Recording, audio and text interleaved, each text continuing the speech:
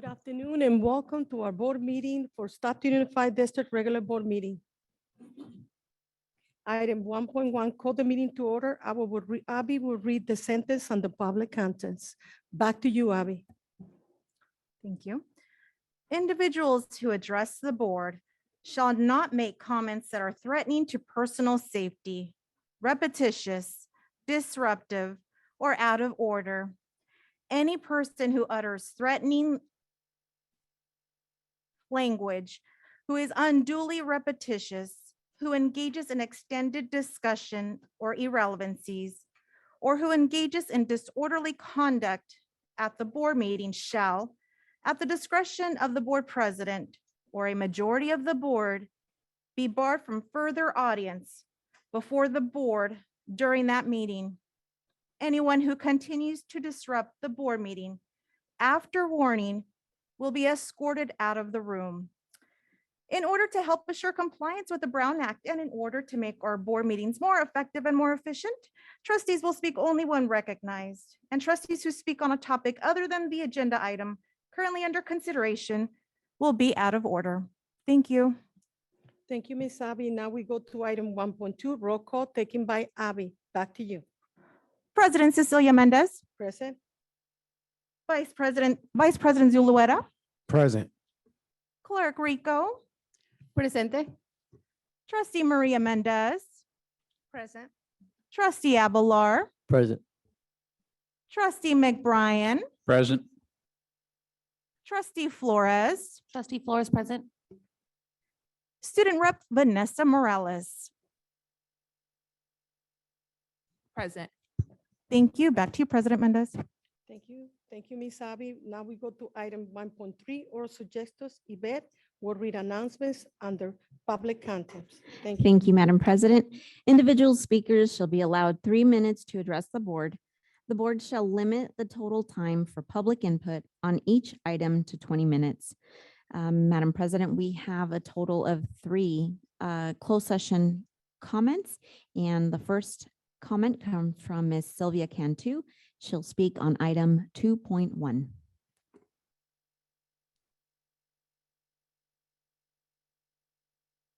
Hello? Oh, it's actually 2.2. Hello, board members and interim superintendent Dr. Miller. I'm here speaking because I saw on 2.2, I noticed that there aren't any bilingual specialists hired, but yet it's not advertised. I see other jobs still advertised. I'm at George Washington. I'm a 6th grade teacher. I have 7 English learners, and I didn't have a bilingual specialist last year. I think I spoke many times last year, and I even filed a uniform complaint, and it said you'll get one. April, they closed it. It was never advertised during the summer. It was advertised 2 weeks ago, and then it stopped, but I don't see you hiring anybody. According to the master plan for English learners, bilingual professionals are vital to the academic success of English learners. Their assistance is particularly important for English learners at the beginning or emerging proficiency level. So I'm trying to wonder why we're not advertising until someone's hired. I know there's more. According to also the master plan for English learners, it is the job of the superintendent of human resources. I know we don't have one, but it should be someone where they recruit, hire, place staff. So how do you expect me as a teacher to do my job, which I will, but if I'm not provided the resources? And I do believe that bilingual professionals are part of the LCAP also. So I just want to say, I think the bilingual professionals should still be advertised until every school has one, regardless, because there should not be, because I noticed you hired a constituent service person. That person is still being advertised, that position. And I think you hired a director of transportation, and that's still on EdJoin. So why are those positions still on EdJoin, but not a bilingual specialist? So thank you very much. And I hope, like I said, that I see it by tomorrow, hopefully, but thank you. Thank you. The next comment comes from Rosalind Halakakis, and she'll speak on item 2.1. Good evening, school board members. My name is Rosalind Halakakis, and I am proud to be a teacher at Stagg High School. I come before you tonight for one reason only, and that is, believe it or not, to thank you for appointing Dr. Tracy Miller as our interim superintendent. Dr. Miller is well educated and a true inspirational leader, which is exactly what Stockton Unified needs at this time and into the years ahead of us. I urge each of you to continue to support her as she leads us back to a brighter future for all of our students, family, and staff. Dr. Miller, thank you for giving us hope once again. It's been a long time since I've been able to say that. In closing, I will simply say, Stag Pride inside. Thank you. Hashtag kids first, hashtag purple schools. Thank you. Thank you. The next comment comes from Mr. Jerry Gonzalez, and he'll speak on item 2.2.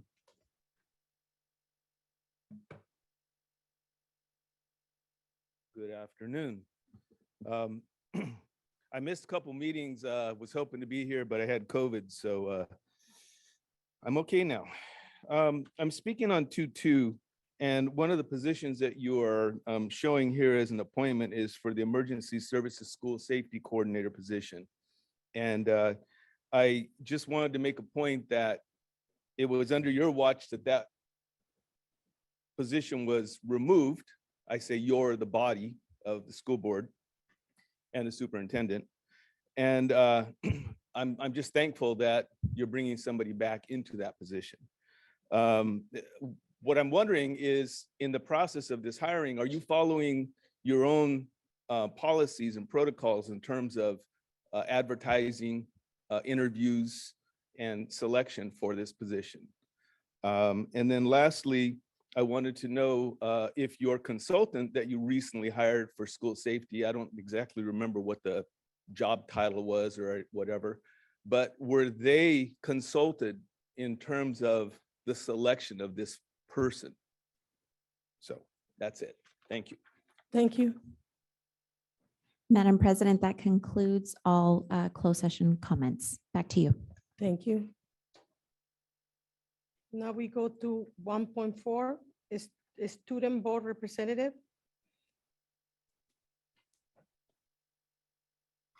By Vanessa Morales of Franklin High School. Thank you. So I'm going to say just a few words here. So we have Elizabeth Calderon Daniel, the teacher at Franklin High School, and we have the distinct privilege and honor of having Vanessa Morales here, who will be our student rep for this year. And for those of you that don't know, and those of you that have been here for many years, this is a first for us, where we're actually having the ceremonial oath of office for this student. And so we are tremendously proud that we get to share in this honor, and just want to thank you for your upcoming service.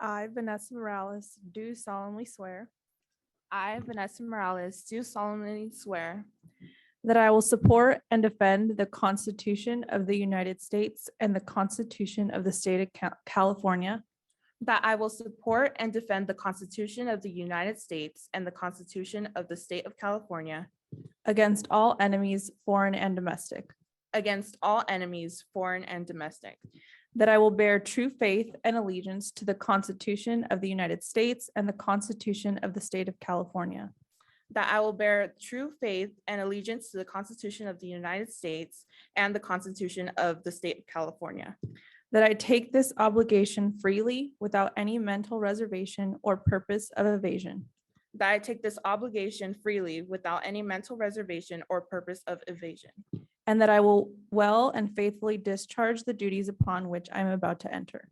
and that I will well and faithfully discharge the duties upon which I am about to enter.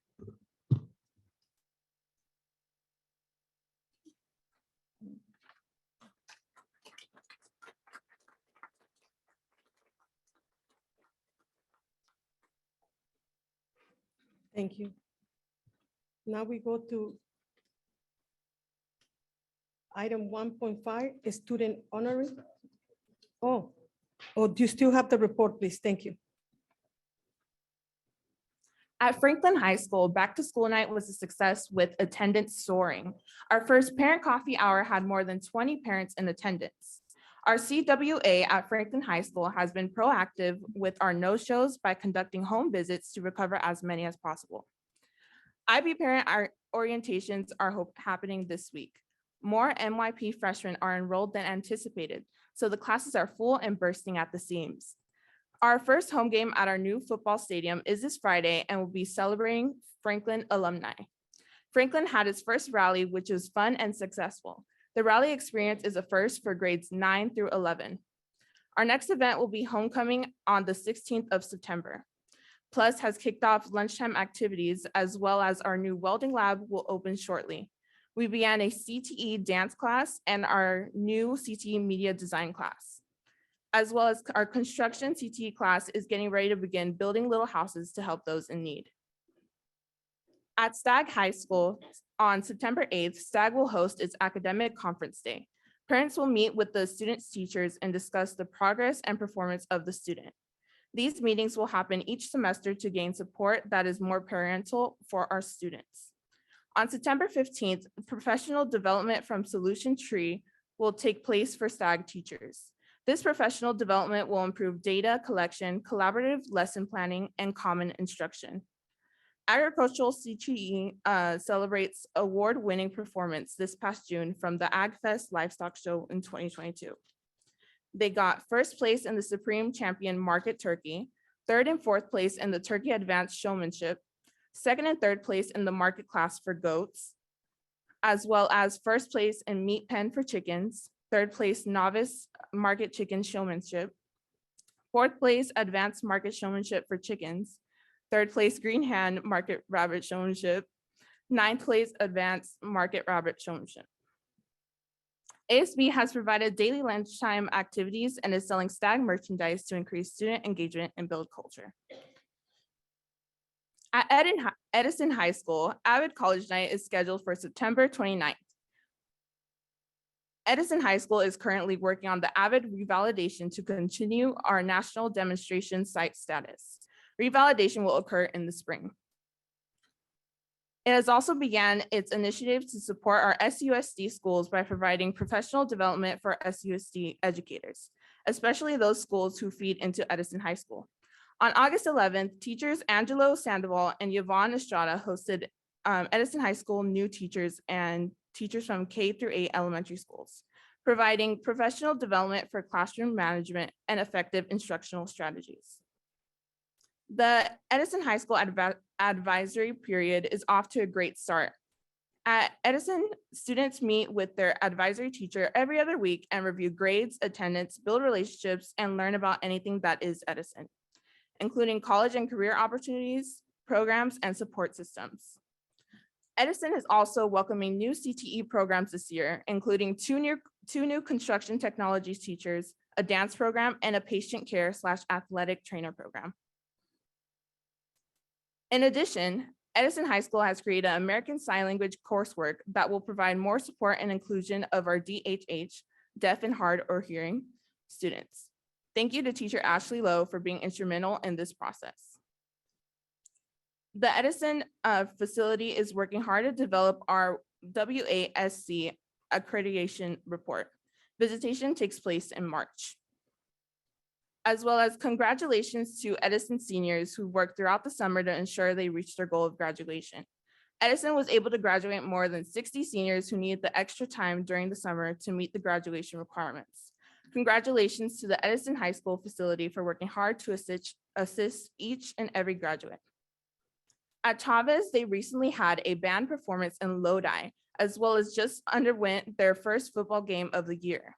They had a successful club rush and had 2 school bashes that filled their community and family. They are also doing attendance awareness and will have a bi-weekly initiative. Most improved will get a pizza party. And that concludes it. Thank you for your report. Now we go into item 1.5, student honorary. Can we have Tommy Morgan, please come in so you can welcome the person who's going to say the name. Thank you, sir. Thank you. Microphone is yours. Good evening, Stockton Unified Board and guests. My name is Tommy Mogan. I'm the acting principal at Stockton High School. We are an alternative education site supporting and graduating students who need something different to help them be successful. Our WASC accredited pathway is independent study based, where students complete classes at their pace, one course at a time. We also support home instruction for students who cannot attend in person due to health-related concerns. I am proud of the teachers and staff of Stockton High already this year making changes and moves to propel students like never before to ensure college, career, and community preparedness. We have established a connection with Delta College, and we are on track to have over 15% of our seniors in dual enrollment courses for college credits this fall. We have a number of students working with PG&E and multiple construction-based agencies and are enrolled in our CTE business pathway to learn the skills needed to have amazing jobs right out of high school. We are connecting with local businesses, agencies, and professionals to not only learn about our community through guest speakers, but to support our community and be a part of raising it up. Alternative education programs like Stockton High are in great need, and I look forward to continuing to support not only this pathway, but any other that may be needed in order to ensure the success of all Stockton students. I am proud and excited to introduce to everyone tonight one amazing Stockton High student who was the first name recommended by every one of her teachers. She's an exemplar of hard work and dedication to education and is constantly striving to achieve great things. Ladies and gentlemen, Miss Alexandria Flores.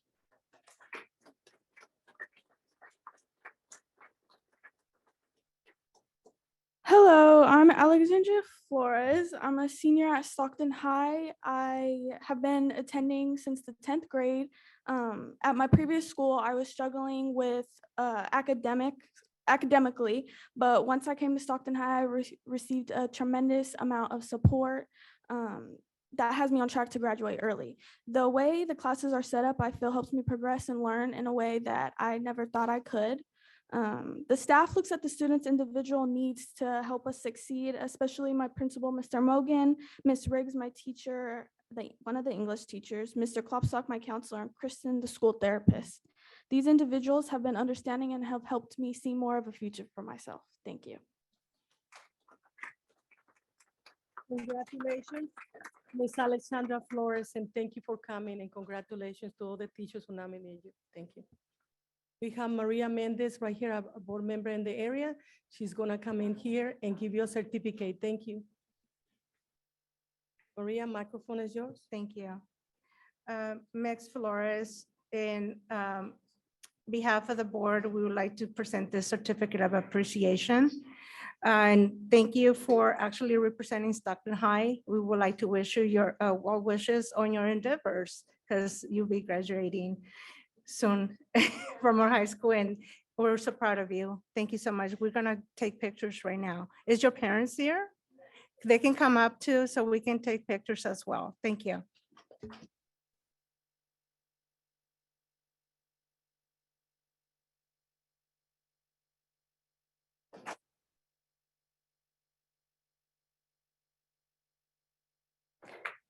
Thank you for coming. 1.6, public employee discipline dismissal release. Do we have anything in the agenda today, sir? Mr. No. Lepton?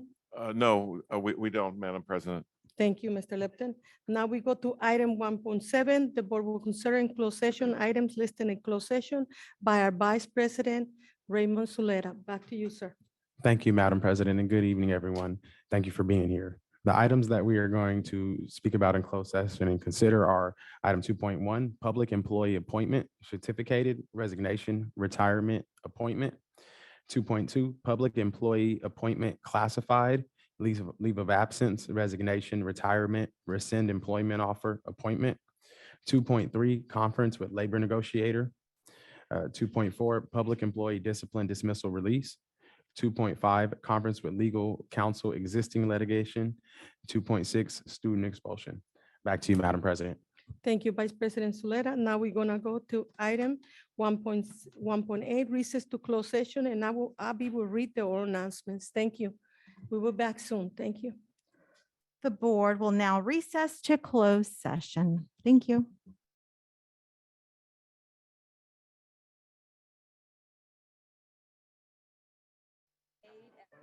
Item 3.1, reconvene to Pluvis section. Abby will read the sentence on the public contents. Abby, back to you. Individuals who address the board shall not make comments that are threatening to personal safety, repetitious, disruptive, or out of order. Any person who utters threatening language, extended discussion, or irrelevancies, or who engages in disorderly conduct at the board meeting shall, at the discretion of the board president or a majority of the board, be barred from further audience before the board during that meeting. Anyone who continues to disrupt the board meeting after warning will be escorted out of the room. Thank you, and back to you, President. Thank you, Ms. Abby. Now we got item 4.1, Pledge of Allegiance, led by Yulene Aisa, Director of the Curriculum and Professional Development. The microphone is yours. Thank you.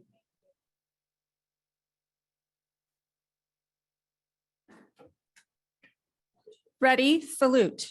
I pledge allegiance to the flag of the United States of America and to the republic for which it stands, one nation, under God, indivisible, with liberty and justice for all. Thank you. Thank you for coming, Mrs. Alicia. Thank you. Item 4.2, action taken in closed session is going to be given by the Vice President, Raymond Zuleta. Thank you, Madam President. The actions that were taken in the closed session are 2.1. There's a motion to approve public employee appointment certificated. That motion carried 6-1. The one no vote was trustee Flores. Item 2.2 was a motion to approve public employee appointment classified. That motion carried 6-1. The one no vote was trustee Flores. Next up is 2.3. There was a motion to ratify the tentative agreement with CSEA 885 for reopener negotiations 2021-2022. That motion carried unanimously. Next up, item 2.4, we have a motion to terminate the employment of a classified employee. That motion carried unanimously. In 2.5, we had a motion to respond to the complaint in the Freeman case. That motion carried unanimously. Also in 2.5, there was a motion to approve the settlement agreement in the Smith case. That motion carried unanimously. Back to you, Madam President. Thank you, Vice President Zuleta, for the update. Now we're going to item 4.3, order of agenda. Yvette will read the oral announcements. Back to you, Yvette.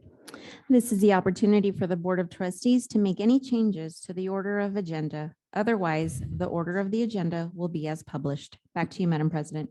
Thank you. Madam President, may I have the floor? Yeah, you have the floor, sir. Can we pull item 6.13 and 6.14? And then also 14.1. And that's just to give us more time to check in with STA and also with CSEA to give us our staff, give our staff the time to review it with them. Thank you, Madam President. Thank you. I will second that also. Anybody else would like to pull any of them items? Yes, I Mrs. would- Angela Flores? I would like to pull item 6.5.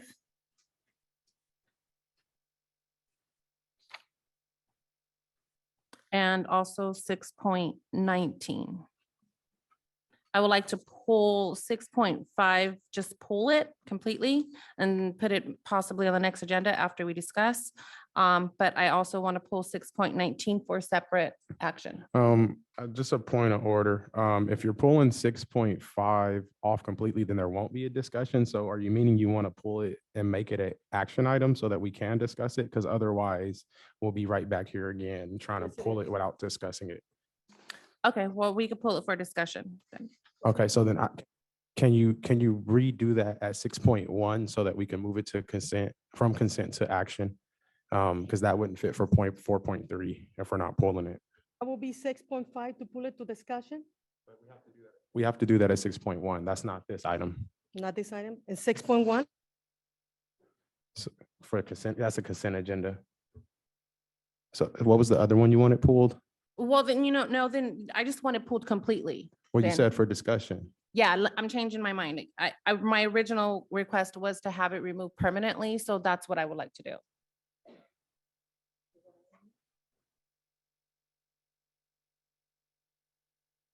Six point five.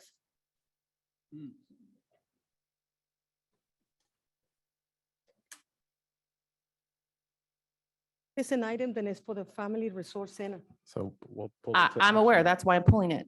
Then we're gonna pull it for action. I'm pulling it for removal of the agenda. President Mendez, if I could. Yes, sir. Yes, sir. Maybe help clarify. So this is the opportunity for there to be a motion to make changes to the agenda.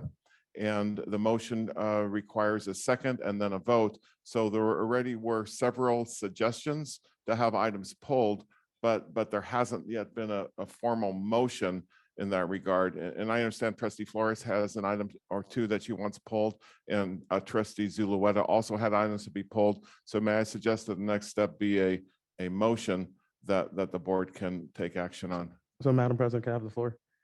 Yes, you can have So, it, sir. so I actually made the motion for mine. Madam President seconded mine. So then we can go to the vote and then we can take the other ones after that is what it sounds like.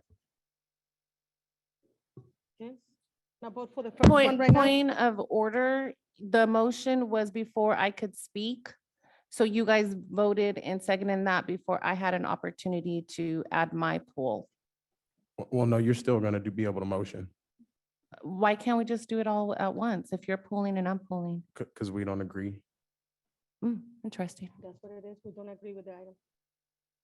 So let's vote for the first one. Yeah, let's make vote for the first one, then we pull, then that will be, can you repeat it, sir? So this one is a motion to pull 613, 614, and then 14.1. Discussion? If it's no more discussions, let's get ready for the vote. Everybody who agrees, say aye. Aye. Aye. Motion passed 7-0. The other motion, which is the second emotion? So now I motion to pull 6.5.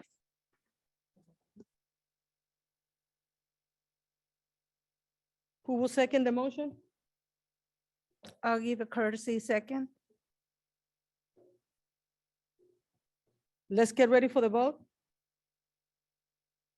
And this is the motion of Angeline Flores and second by Maria Mendez. Any discussion? Yes, discussion.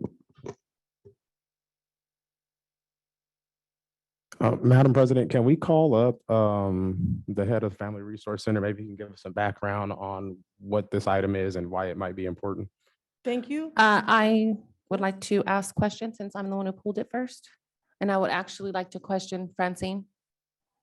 I mean, I already already asked, made the so motion. I you second. can wait. I get that, Thank you. but point of order, trustee Flores is the one who wants to discuss it. I have a right to question the person who's in charge of this Ma'am, point department. of order, that's not the rules that you get to ask Okay, well, first. point of record, you guys are not, you guys are the ones Thank you. violating it right Can you now. please, the director of the parent empowerment in here, please, can you come to the front and talk to us a little bit if we have any questions? Yes, I would love to. How can I help you? Was this included in the LCAP? That I'm not aware of. There is no financial cost to this at all. Mrs. Francine Bear? Good evening. No, it's not included in the LCAP. There's no charge, there's no funding necessary from either us or anything to the city of Stockton. Thank you for your response, Madam Mrs. Francine May I Bear. have a, Mendez, the microphone is yours. thank you. So Dr. Bear, in the documentation states that the district needs to put a parent liaison and a community assist on both locations. Those are gonna be paid by the district, meaning, are those, were they included in the LCAP and budgeted for? Yes, there is no new positions going into this. This has already been part of the initial plan. We're utilizing staff that we already had that were allotted to the Family Resource Center, no new positions. Okay, so then the staffing is already there. They're just gonna Correct. be, thank you for that Thank you. clarification. Any more questions? Yes, so are we gonna be pulling staff that should be at school sites already, and we're already limited with the positions that you guys have on this at school sites already? Francine Bear? No, for family resource centers, these are specific to family resource centers, and these are not the parent liaisons that you're familiar with from the sites. So then we're creating new positions. These have already been created in the past. They came when we opened up family resource centers. I was not able to find that information. Are you able to forward that information to us? I sure can. Then it does say on here that the district is to be paying for items. So we're supposed to pay for the staffing, we're supposed to pay for the supplies, we're supposed to pay for anything that we use. And we're supposed to provide everything there. So technically there is cost, and what funding is that gonna come out of? It's not a new cost, trustee Flores. This is not something that is new. These are positions that have already been allotted to family resource centers. These are supplies that they would have regardless of where they are. And we're working in conjunction and collaboration with the city of Stockton so that we don't have to go on to school campuses where some of our parents are afraid to go on school campuses or don't feel comfortable. We're trying to do outreach to those parents who might feel like they're kind of, lost in the system. So the parks and recreation facilities that we're using, one of them will be specific to Stockton, within Stockton Unified District, period. So it's not like we're using tweeners, like we're part of it's Lodi, or part of it's Stockton Unified, or part of it's Manteca Unified, part of it's Stockton.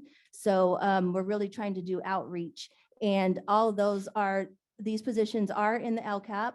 And this is something that was approved back with the previous superintendent. This was not approved back on the superintendent. This is an item that the cabinet took to the city without board approval. So all of this has never been brought to the board prior to this. No, that's And- not what I'm saying to you. What I'm saying to you is the staffing has already been board approved. That's what I'm saying. Okay, and then my Thank you, follow-up Mrs. Francine question, Bear. my follow-up question is, when did the board give direction to offer this type of services? From my understanding, the superintendent gives recommendations, and then when the recommendation comes, then that's when you guys will say yay or nay. So for clarification for all to know, as a board, we are the ones who give direction to the superintendent. And the superintendent is not supposed to go to anybody until she brings it to us first, he or she. And I'm excluding Dr. Miller from this responsibility because she was not here. But this was not brought to the board prior to this. And that's why I'm asking for it to be pulled and at least provided, because right here it says, the district shall administer all contracts, employment, supplies, and services related to the program at these sites and provide city with appropriate supporting documentation. District will be responsible for funding, oversight, ADA compliance, and all other obligations identified in this agreement. It also says that any other contracts and people that we contract with, we are liable to pay for. So there's still funding that we're coming out of the pocket. Well, that's correct. Either they're going to be there at those facilities, or they'll be at the annex, or they'll be at Edison. That's what that means. So the funding, we will not have any of the city of Stockton's employees working for us. We will have the staffing that has already been allotted by this board to family resource centers. We are just utilizing those spaces for free so that we can reach more parents. Very excited about this item, very excited. I could not wait, and I got several phone calls. As a matter of fact, I got a bunch of parents over there, then they're here to speak up about how fantastic they feel, then they can go to different places. Thank you. Thank you for the item, and thank you for the employees, and let's move on.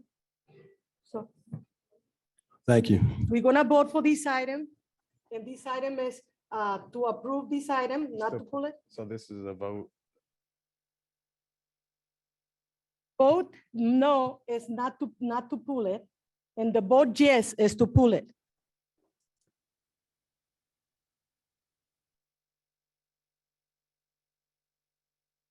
Ready for the vote? Everybody to agree, say aye. Everybody who don't agree, say no. Everybody to agree, aye. No. No. No, I mean, Any abstains? I'm gonna abstain. So the vote, I'm having Pro- some confusion. What am I voting? Am I voting? She's voting about for her that she wants to pull the item. for the so table. yes is to pull it. So my vote is yes. My vote is no. Thank you. We have a couple change votes.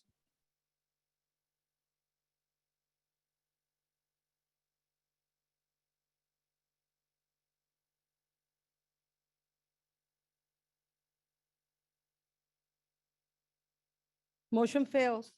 We're gonna vote for the motion. Is anybody, anything else on the agenda? Gonna vote for the agenda? And did we also, we're going to discuss 6.19 to vote separately, is, right? That's action. Yes, Okay. okay, just confirming. Now we go. Now we're gonna move to 5.1 oral suggestions and comments. And Yvette will be reading the announcement to public comments. Thank you. Thank you, Madam President.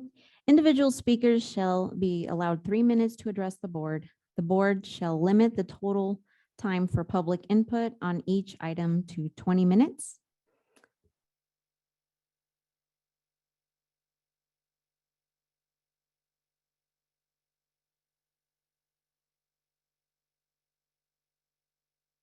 Madam President, I have 13 public comments, and I have an additional 3 comment cards that all pertain to agenda item 8.3, which is part of the public hearing. So I will retain those 3 cards for when we reach 8.3.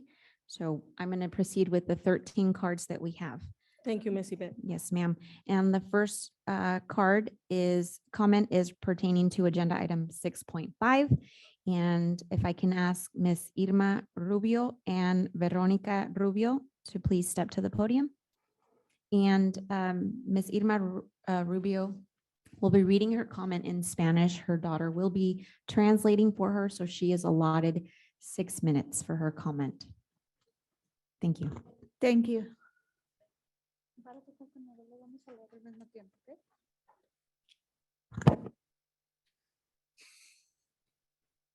Buenas tardes a la mesa directiva. Buenas tardes, señora superintendente. Y buenas tardes a todos los presentes. Okay. Mi nombre es Irma Rubio y soy madre de una estudiante del Distrito Unificado de Stockton. Y el propósito de mi visita es para apoyar la apertura de los nuevos centros de recursos familiares o Family Resource Center, ya que en mi experiencia, la ayuda que se ofrece a la familia principalmente es empoderar a los padres. Nos demuestra que la principal forma de educar a nuestros hijos de forma exitosa principalmente es educándonos a nosotros mismos como padres. Vas a leer junto conmigo, no tengas miedo. Perdón, está nerviosa. I'm sorry. Good afternoon, board directors. Good afternoon, Madam Superintendent, and all those present today in this meeting. My name is Irma Rubio, and I am Veronica Rubio. We are a family presenting families Stockton Unified School District student, and the purpose of my visit is supporting the opening of MOU for the Family Resource Centers and City of Stockton.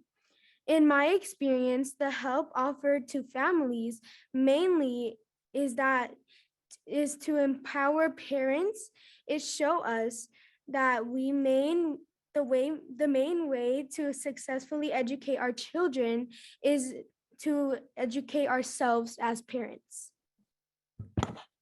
El Centro de Recursos Familiares o Family Resource Centers nos provee de las herramientas necesarias para poder superarnos, como clases de literatura, inglés, computación.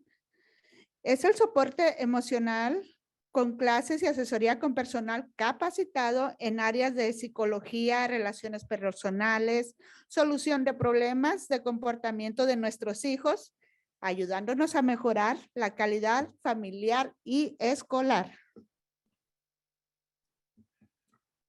The Family Resource Centers gives us necessary tools to be able to improve ourselves, like English literature classes, computer, emotional support with classes, and advise trained personnel in areas of psychology, personal relationships, problem solving behavior of our children, and helping us to improve family and quality of education.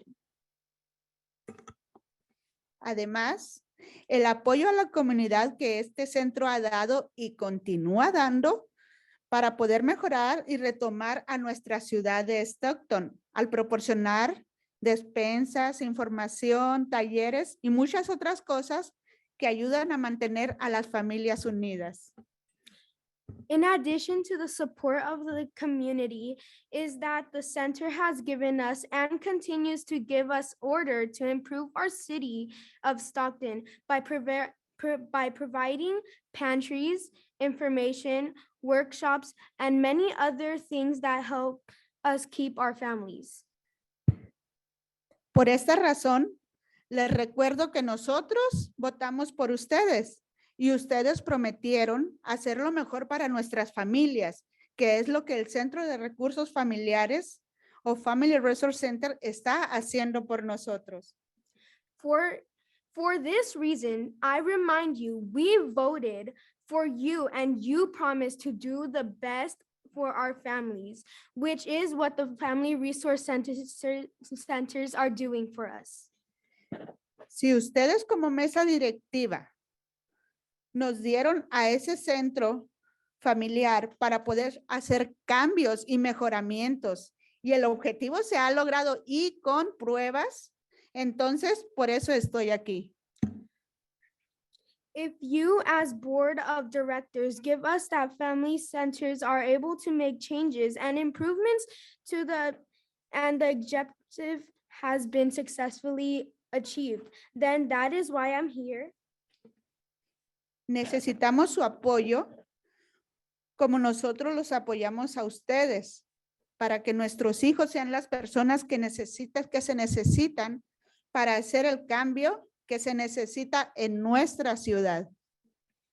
To support the expansion of our family resource centers, to be able to make changes and improvements to support the expansion of our family resources to project to our other areas of the city, benefiting new families who, due to the lack of time or excessive distance, cannot help. Muchas gracias por escucharnos. Espero que tomen en cuenta nuestra petición. Thank you for listening to what we have to say, and thank you so much.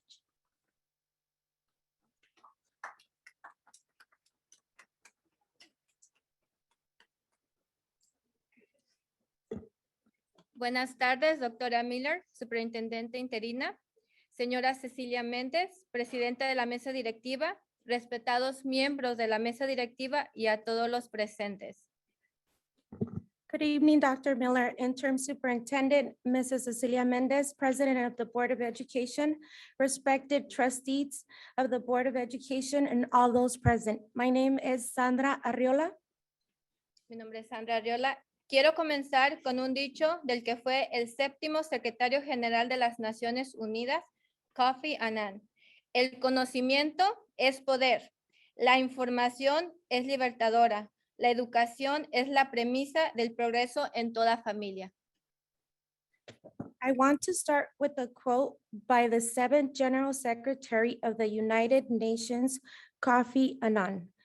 Knowledge is power, information is liberating, education is the premise of the progress in every family. Y es esto justamente lo que el Centro de Recursos Familiares ha hecho, no solo en mi vida, sino en la de muchos padres y madres de familia que en un punto como yo nos encontrábamos perdidos sin saber cómo y de qué manera podíamos ayudar a nuestros hijos.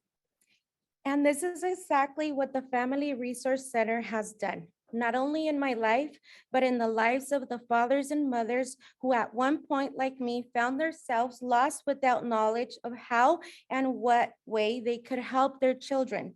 This center has empowered me in such way that I wish that more parents have the same opportunities to receive all the tools that the Family Resource Center has given me. Este centro me ha empoderado de tal manera que mi deseo es que más padres tengan las mismas oportunidades de recibir todas las herramientas que el Centro de Recursos Familiares me ha brindado a mí. Por eso me uno a la petición de que se apoye la extensión a más partes de la ciudad del Centro de Recursos, porque sé de los beneficios que muchas familias recibirán. This center has empowered me in such way that I wish that more parents have the same opportunities to receive the tools that the Family Resource Center has given me. That's why I'm joining the call to support expanding more parts of the city of the Family Resource Center. I know will benefit more families.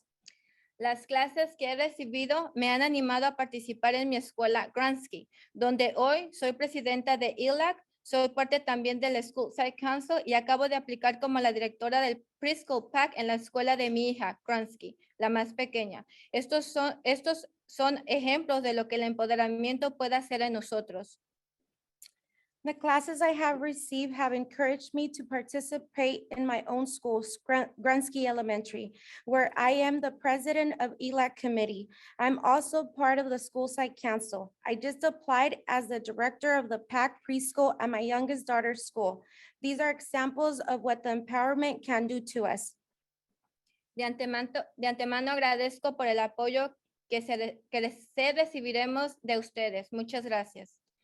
Thank you in advance for the support we will receive from you. Thank you very much. I'm just gonna show you some of the worship I took, and I have many. I'm just gonna show that parents can empower themselves. You know, they need the help of the Centro de Recursos Familiares. That's why I ask you to listen to us, please.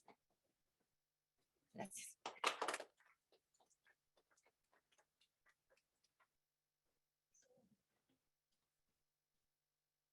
The next comment is from Mr. Jerry Gonzalez, and he's speaking on item 6.5.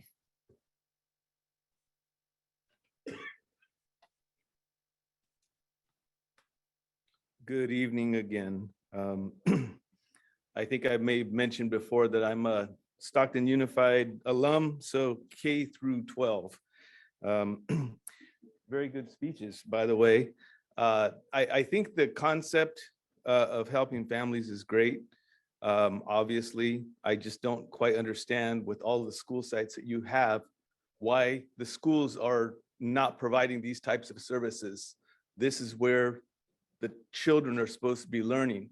So I'm just kind of just not quite getting it. It says that there is going to be no cost, but there will be cost. I mean, you've got staffing, it may be already in the budget, but there will be costs associated with it. So if you have people that are supposed to be in one location at the primary Family Resources Center, then they're not going to be there serving, they're going to be elsewhere. So you're going to have people spread out. So that there will be costs. There will be costs for materials, other things. Probably not a big deal. My biggest concern is that this Family Resource Center concept is one of the leftovers from your former superintendent Ramirez, who's left such a train wreck behind in this school district that maybe there's a different way of dealing with it. I don't know. But if your families feel that it's important, then I'm sure it is. It's just a matter of how it's put together and who's running the show. That's it. Thank you. Thank you.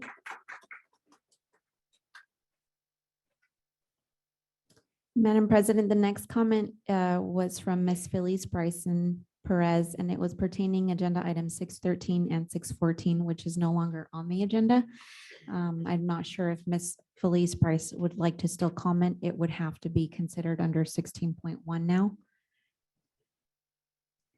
So we will hold that for non-agenda items.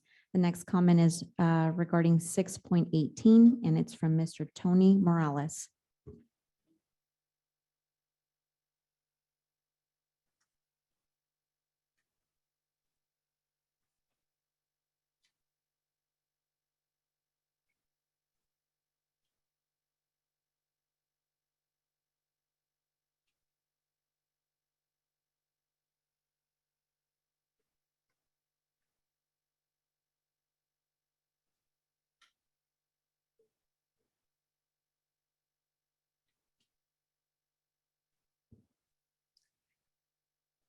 Good evening, board members. Every time I read the San Joaquin County Grand Jury Report, I'm amazed how complex the Stockton Unified School District is. The report concluded that Stockton Unified School District is woefully deficient in managing financial matters, has poor business practices, and that there is a lack of transparency within the district. It is a sound, structured investigation. It is written in a straightforward, understandable manner. The findings were thoroughly researched. The board can't snap their fingers and have a preferred reality. The grand jury report is what it is. What is the board going to do about it? Allow doom and gloom be the reality of the board, or can take the report as a challenge to their spirit and commitment to do right for children. The future is now. I want to share my perceptions and questions. The district should accept the grand jury's findings, respond by making few excuses, include a timeline of corrective actions. I would not put off responding to the grand jury report. We need to get fired up. We need to communicate efforts to the community, have faith that corrections can be made, and demand that the superintendent and the cabinet provide that kind of direction. I think this current board inherited a failing Stockton Unified School District from the get-go. The boiled frog analogy would be apt here. They stepped into a confluence of many, many negative factors, slowly causing a down spiraling negative SUSD culture. The perfect storm, so to speak. This board continues to exacerbate the decline. The superintendent merry-go-round did not help the board either. Some random thoughts. This board might learn and practice skills of reaching consensus and establishing strong working relationships among themselves, staff, and the community. Individual board members might better learn to listen, learn, and demonstrate that they each have the capacity to change. This will foster mutual respect. How many board members participated in the California School Boards Association 9 managing government workshops? Who has earned their certificate of completion? If you don't have at least a general knowledge of the following concepts and terms, knowing that you're not educators, then you are in over your head. Leadership, vision, alignment of thought, purpose, data-driven results-oriented, rubrics, assessment evaluations, change, and many other concepts that you might want to move out of the picture. Ditto district administrators. This grand Mr. jury. Morales, that's time. Okay. Thank you. The next comment is pertaining agenda item 8.3, and it's from Miss Nancy Masson.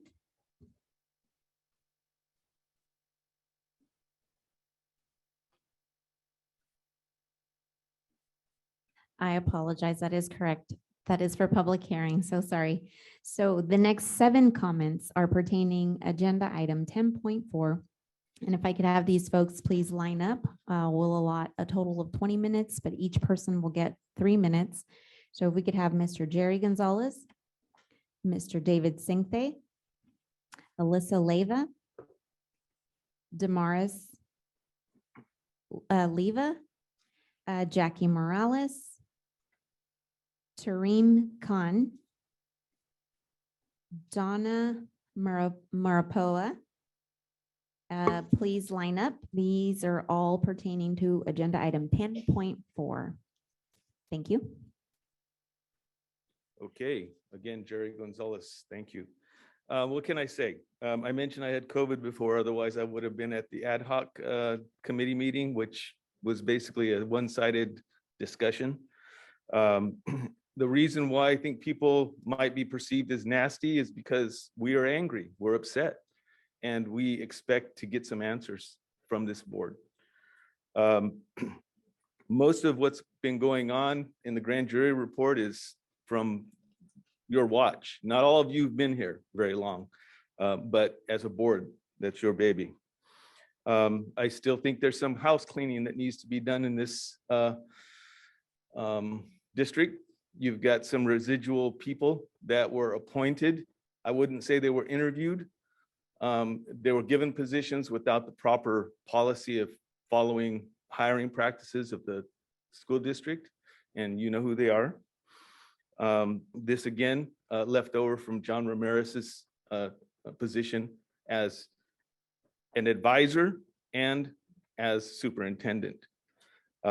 Lastly, as a taxpayer, I would really like to know how much money has been paid out to all of the people that you've lost in the last 2 years that you hired and then had to either resign or whatever reason they've left behind. I know these are all 6-figure salaries that you're paying out. Are you paying them the remainders of the contracts? Are you paying remainders of, portions of their contracts? That should be public knowledge. It really should be. And I'm curious to find that out. So if taken over by the state, I think would be the worst case scenario. I hope that does not happen, and I hope this board moves quickly to get things corrected. Thank you. Thank you.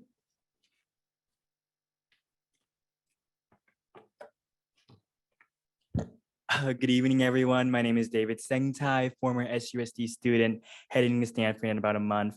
I'm here commenting on the grand jury response, but before I get into that, I do want to note that I am a bit disappointed that the board decided not to host any more town halls, especially after we've been given this draft response.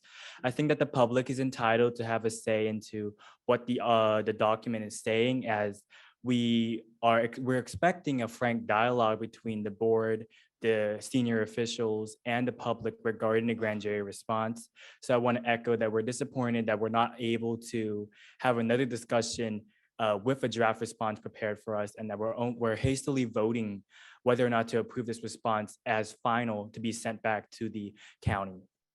So a few organizers and I have written comments on each of the recommendations and findings. So I'm going to start that right now. So I'm going to read the findings, the response from the grand jury, and then our comment per that. So finding F.1.1.2, SUSD business services staff lack necessary training and guidance to execute complex district business needs, resulting in the need to hire outside consultants at an increased cost to the district. The response of the grand jury to this finding was, the response from the district was, the district disagrees with this finding that there are many excellent administrators and staff in the district businesses services department. And these employees undergo regular and consistent training. Nevertheless, it has been necessary to retain the services of our constituents to augment these services, particularly in the light of recent personnel vacancies and shortages. But the board disagrees in that doing so reflects a lack of staff training. Our comment for this one is, so these days, we now have more staff and more consultants than in the past. And previously, this was not the issue. There were not that many issues with the SUSD budget process. So what is the issue today when we are expecting spending in taxpayer dollars on more staff and more consultants if everyone is excellent and competent at their jobs and has undergone the proper training? Moving forward, finding F.1.3, sorry, that's a mouthful.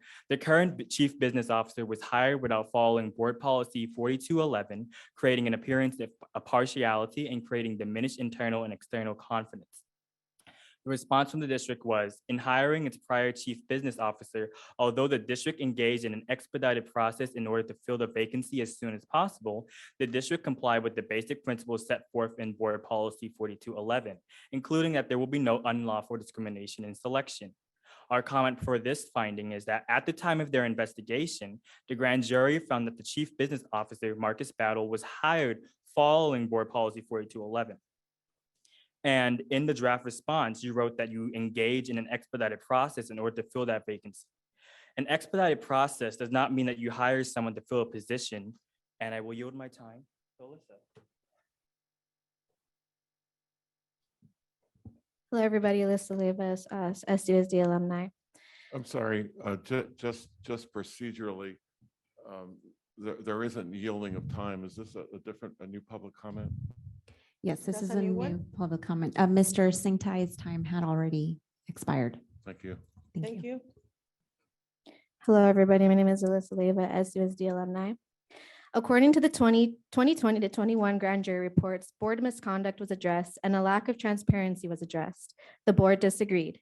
This to me is not a surprise. I remember listening in on the meetings in 2020 because I heard that one of the trustees was being spoken over during the meetings, just like today. Being aware of Robert's Rules of Order when a motion is being addressed, each trustee has a right to have the floor. I remember the chair allowing trustee Zuleta to speak over her and mansplain an issue.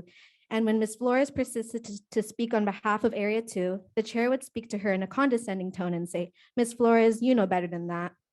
This conduct that was conveyed during the meetings then allowed the removal of ESL committees and community input for that jurisdiction. It was a deeply alarming move to me as Spanish speakers are the majority population of the district. Today, with the recent grand jury report, the board still decided that they disagree with the finding of board misconduct. I am not here to excuse any behavior of speaking over each other, but trustee Flores should not be scrutinized for not being allowed to have a say in how the majority of her area was represented. Additionally, when the community pushed for town halls and discussion for an explanation of the decisions that you've made these past 2 years and why the district is being investigated, that was shut down. Today, I ask that a trustee makes a motion to release all available audio footage from 2020 to 2021 before public meetings were available in person so that the community can access them online within the meeting recording pages, listen in for themselves, and make inferences on the decisions that you made then, since you are not trying to facilitate discussion. As trustees, you made an oath to make votes on behalf of the community, not of the business relations of one another, and the community has a right to hold all of you accountable. Thank you. Thank you.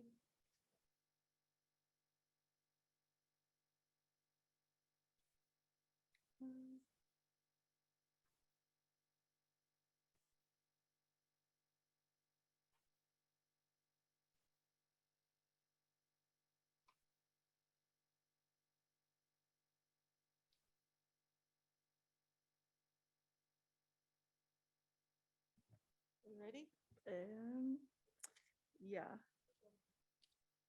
Okay, so this is for recommendation R1.21. By August 30th, 2022, the Stockton Unified School District Board of Trustees develop, adopt, and implement a policy with procedures for tracking adjustments to contracts. And the response to the recommendation was the board will comply with this recommendation no later than December 13th, 2022. So this is Dear Board President Cecilia, Vice President Zulueta, and the author of this document, Jack Lipton. A change order comes in when a vendor discovers more work needs to be done to complete a project than they previously thought. For example, if they were originally only supposed to replace windows, but during the project they discover that walls need to be repaired as well before the new windows will go in, this change will, of course, cost more money. And because the scope of the original project and the cost has now been expanded, it needs to be approved by the board. All change orders used to be brought to the board as standard procedure, but the last change order agenda item was prepared by the previous interim director of facilities and planning on October 27, 2020. The current facilities and planning director, Armando Orozco, has yet to prepare a change of order for the board.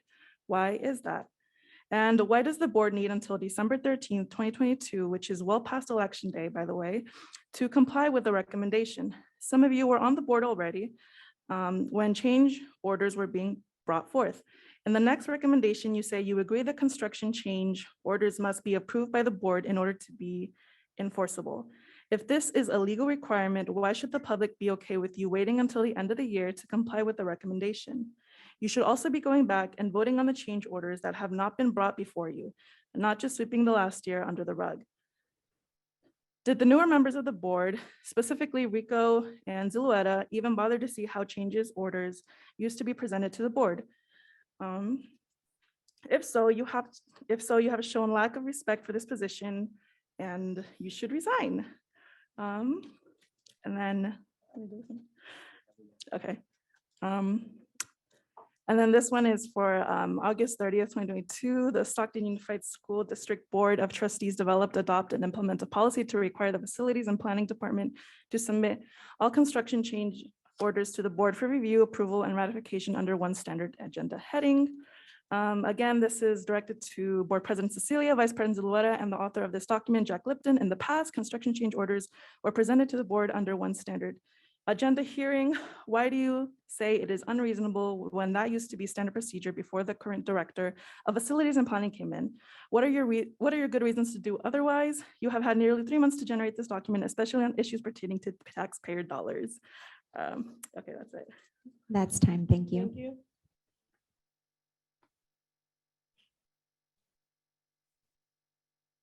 Can I read this? Good evening, board. I am Damaris Leva, and I am a current student of SUSD. Finding F1.4.4, Stockton Unified School District inconsistently uses a request for proposal for legal services as required by Board Bylaw 9124, potentially resulting in greater costs for legal services. Response to finding 1.14, the district points out that the awarding of contracts for professional services, like legal services, is not entirely based on pricing, but rather is based largely on the quality of services provided. Moreover, as a matter of law, school districts are not required to use a request for proposal or public bidding process when retaining legal services. Dear Board President Cecilia, Vice President Zuleta, and the author of this document, Jack Lipton, according to a previous board meeting, Mr. Lipton did not deny going over the board minutes instead of letting the superintendent staff handle them, as they did before his arrival. So the question is not about whether the board should use an RFQ or request for qualifications when looking for legal services, but why are they using legal services inappropriately? If quality of this is the deciding factor, we'd like to point out that Mr. Lipton allowed for the insertion of additional and standing language into item 1.1, which according to Baca v. Moreno Valley is an impingement on the public's First Amendment rights. Thank you. So just read all of it again? Yeah. All right, sorry. Recommendation 1.4.3, by September 30th, 2022, Stockton Unified School District Board of Trustees publicly agreed through a board resolution to adhere to Board Bylaw 9124 by requiring a request for proposal for all legal services. The response to R1.4.3, the district will not comply with this recommendation as such board resolution is unnecessary. As a matter of law, school districts are not required to request for proposal or public bidding process when retaining legal services.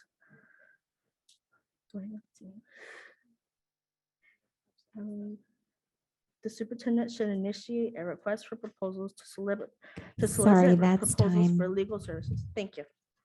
Thank you.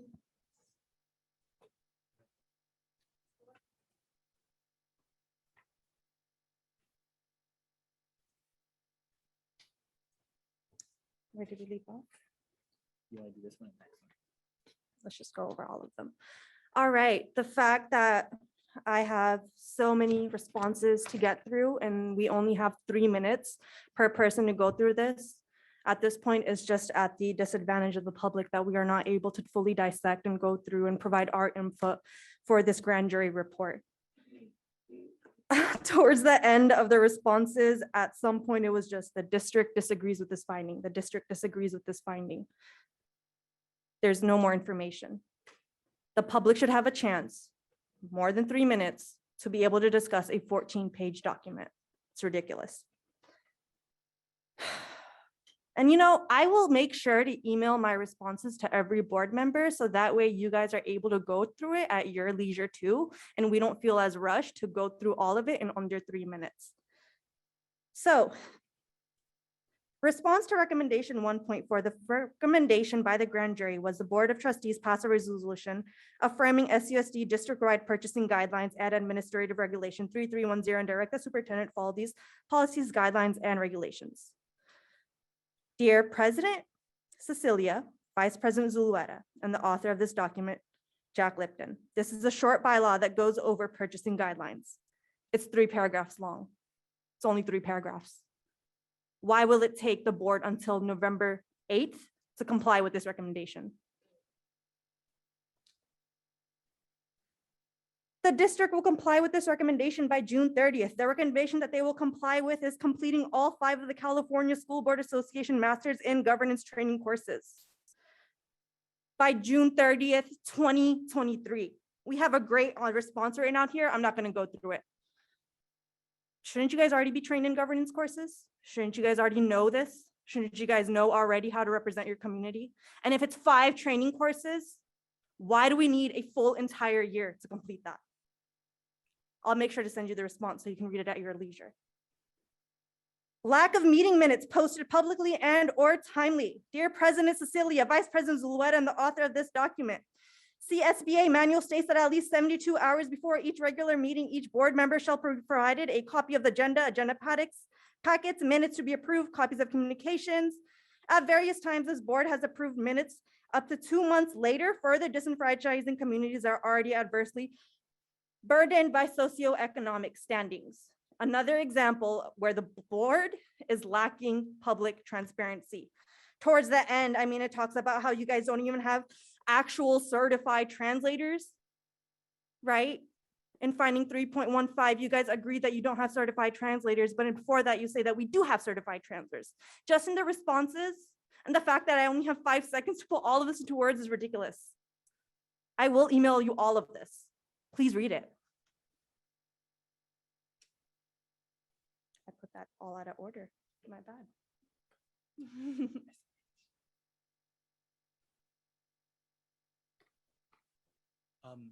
Yvette, Donna isn't here, so. We're just gonna have a last ones. You want to do it? We can start time. Lester. Sure. Good evening, board members. This is not my first time having a conversation with y'all. This is not the first time that we've come to talk about these findings, and this hopefully won't be the last. Aside from having a bunch of youth come here to talk to you basically every single meeting, I don't get why it becomes such a partisanship issue where it feels like we're attacking you, that we can't critique you, when this is literally a part of your own bylaws where the community is allowed to come do this, to be as critique as they want to talk about the concerns and actually have a response. For y'all to not even be wanting to stand up here and have a true discussion with your own community. These are the people that you're representing. 30,000 students, which means that you're looking at least twice as many parents. And we already know the statistics about what community this is. 27% of age 25 or older have a BA or higher. Associate's degree or higher, actually, let's start there. But for y'all to not actually want to come in here, have true discussions about something that has been put out by a whole jury, not by youth, not by your communities, but by an actual government entity. And y'all over here sitting as if this has to be a pity party for yourselves to say that we don't want to have any more type of community input because it sounds like there are too many people coming here telling you that you are doing your job wrong. I don't get how that becomes a problem. If you're actually wanting to do something, if you're actually wanting to see change, you guys, you're trustees, you should know the district. You should know the type of statistics that you're dealing with. Most of these students are socioeconomically disadvantaged. If you look at any type of school, any public school here, over 50% in pretty much every school here has student ranking that is higher than 50% saying that they're socioeconomically disadvantaged, and yet you come up here saying that you don't want to have transparency. We've given you multiple opportunities to do that, multiple resolutions. We even put it in here for y'all. I hope that they're getting these reports because you had the opportunity 3 times now to adopt a resolution saying that you were going to be transparent and say that you were going to show up, do your jobs, and tell the community exactly what you were going to. Yet you decided to not deny it publicly. Miss Cecilia Scott, Miss Mendez, all 3 of you had critical decision-making factors to say that, no, you didn't want to support teachers. You didn't want to be transparent. And now we're over here saying that what we want is live stream meetings. You had the opportunity 2 years ago saying that it was only 5,000. I saw the presentation.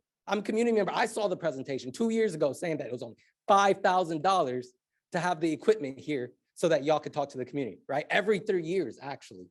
And it was only $80 per minute for closed captioning, which was about another $5,000 for y'all to say that we can have closed captioning so everybody else at home who isn't able to make it, knowing that parents are working two jobs, going outside the city, most of them, and not able to show up here, but y'all don't want to be transparent. Y'all don't want to have conversations, and we want to throw a pity party saying that this isn't the community that we want, right? I don't need to talk about these because they're going to be emailed to you. So I don't want to sit up here and use another 3 minutes for something that y'all gonna have time to read. But I hope y'all start doing something. Anybody else? Thank you. Thank you. The next comment is regarding agenda item 10.5, and it's from Mr. Jerry Gonzalez.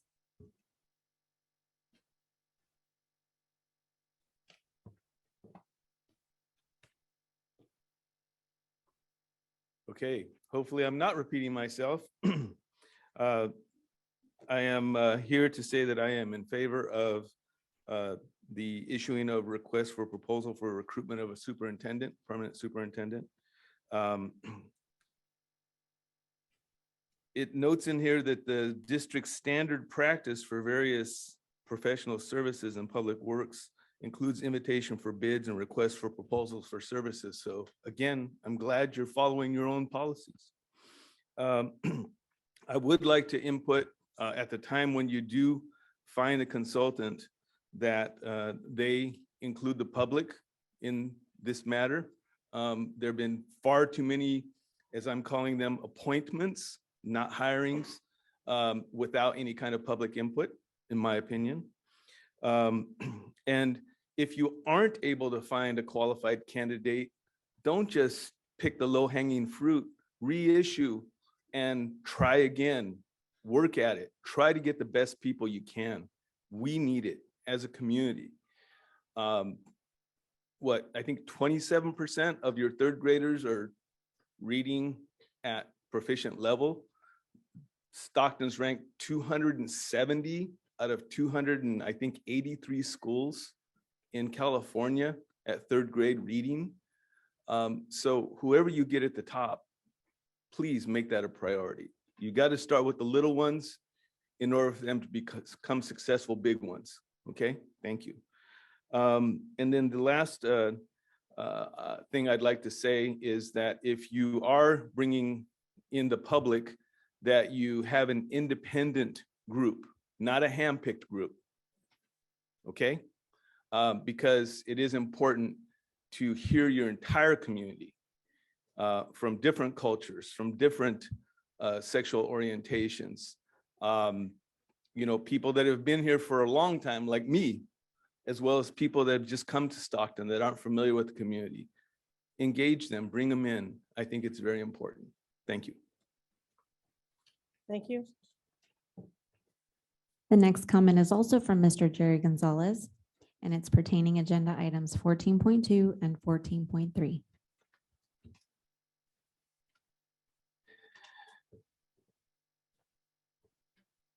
Hopefully this will be short. 14.2 and 14.3 just have to do with the bond measure reallocation, I believe is what it is. And my concerns are that you have noted in here on page 37 of 92, the general fund budgeting that was included as part of your report. And after Marcus Battle, I don't believe your budget. I don't think it's right. You've got temporary monies that are being offered to the district, but until they're properly utilized, you are not going to be eligible for those monies. It'll be taken back. So I'm cautioning you, please, when it comes to the millions of dollars for a bond measure that are going out there, please, please be prudent and careful with those monies. The other item I noticed is that we are supposed to have a bond oversight committee at this district. And I looked online to try to find it. It doesn't seem to exist. So I'd like to know where, who is this committee. It's tens of millions of taxpayer dollars, or I guess hundreds of millions when it was passed. And you don't have a bond oversight committee? Come on. Get your shit together. Thank you.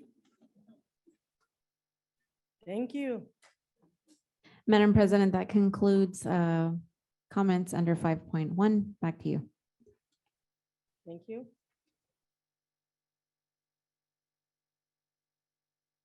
Now we go to 6.1. We're voting for 6.1. And that will be, hold on, I'm getting in the computer. Action approval consent items. Subject to items being removed, individual trustee separate consideration and actions items. Trustee Flores? Yes, Yeah, I would like to move 6.19 for separate action.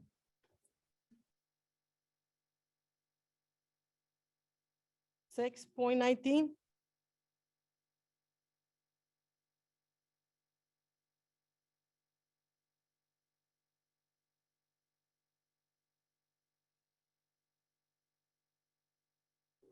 Six point five for action? We already voted on it. No, okay, 6.5 for action.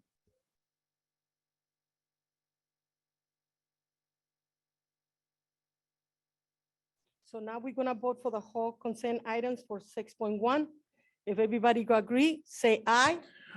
Aye. Aye. Aye. 7-0. Now we go to 6.5. Approval of agreement of performance consultant to the NANEC. Approval to 2022 utility facilities of agreement, Strictly and Arnold Root micro libraries with the city of Stockton to the Family Resource Center. I need a first and a second. I'll do the first, Madam President. I will do second. Second, we have already for Mr. Zachary. And anybody, For discussion? discussion? Yeah, I just want to remind this board that this is something that we had tried to do years ago under different administration. And we received a lot of critique. We received a bad narrative about it. And all of a sudden, because we have new people in charge, now it's a good thing. So for the parents, I just want the parents to know that I'm not against you. I do believe in having services for you, but we pay a lot of money for our family resource director and center to be able to provide those services to our parents. And some of them don't feel safe going there. That's the concern because of the people who work there. And that's a valid concern from the community and parents, from majority of the parents that I hear from. And also I did see some workshops that you guys are attending. My question on that is, who is that offered to? Is it school district wide? Who and what approves those workshops? Because again, as a board member of 7, I'm not always included in information as to what is happening in our district when it comes to that department. Any more comments? Maria Mendez? Thank you, Madam President. If it will be all possible, because I know it's going to be less than 6 months, so we can do a tryout. That's how I look at it. If we do actually have a report after it's actually finished, or an update during through the session of August 24th through December 30th. So then we can actually convey of how it's working, how it's functioning, what are the changes that needs to be done. Because as a community member and a stakeholder and an elected official, and as a former employee of the district, services is very greatly needed. And our advocates are our parents all the time. How can we reach out to them? So it just give us an update or an actual report of what it was actually done, how it conveyed, and how the parents were actually received it there. Will be wonderful. Thank you. Trustee Flores, can I add on to that?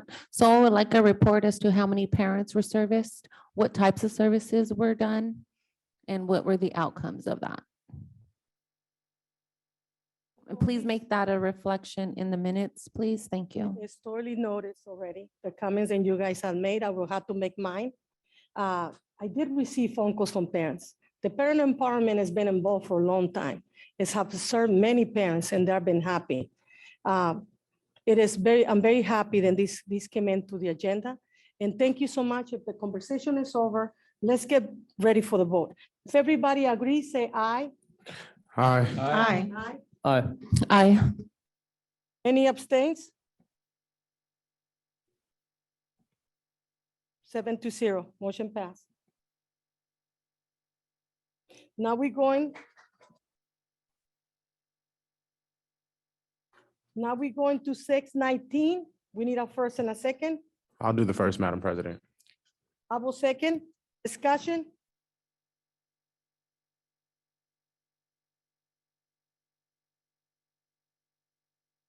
Six nineteen.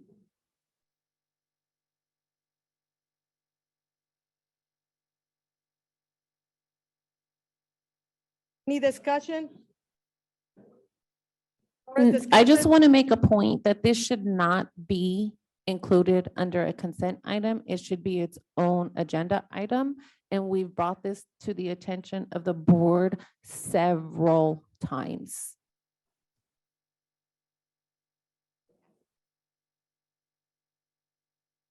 It should not be under the consent. Any more comments on this item? Yes, Maria Mendez? Thank you. As we do have a new person within the seat, moving forward, can you actually give us more information that we had requested in the past, which I can help and actually go back to those minutes and how we, some of the trustees actually have asked to do the actual report format because they kept on changing. And that is not visible to keep on changing it and everything else. If it needs to be also, there's changes as if it was changes from the codes, please bring it back for ratification of the Board of Trustees because and make an of how the board is actually going to vote. Because it is very, very imperative of not just the grand jury, but also from the FICMA that is in San Joaquin Office of Education, that when there's for us to do the ratification. Thank you. Any more comments? None, get ready for the vote. Everybody who agrees, say aye. Aye. Aye. No. Any abstains? 6-1. Motion passed. Are we gonna go to 8.1?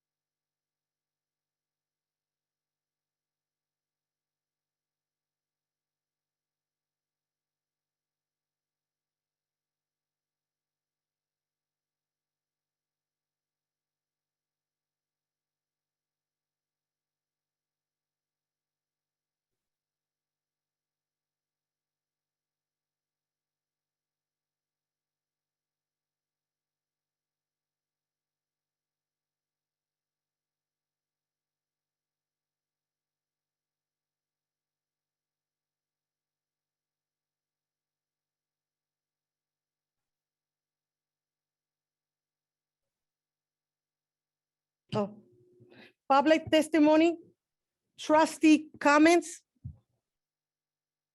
Hear none. We're gonna close the hearing.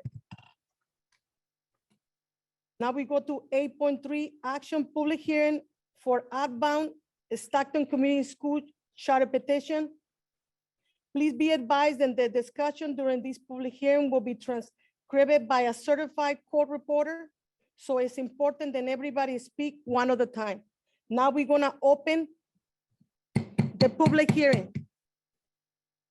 Number 2, any staff reports? Do we have any staff reports? Yes, we do. Dr. Murphy. Thank you, Dr. Murphy. Microphone is yours, sir.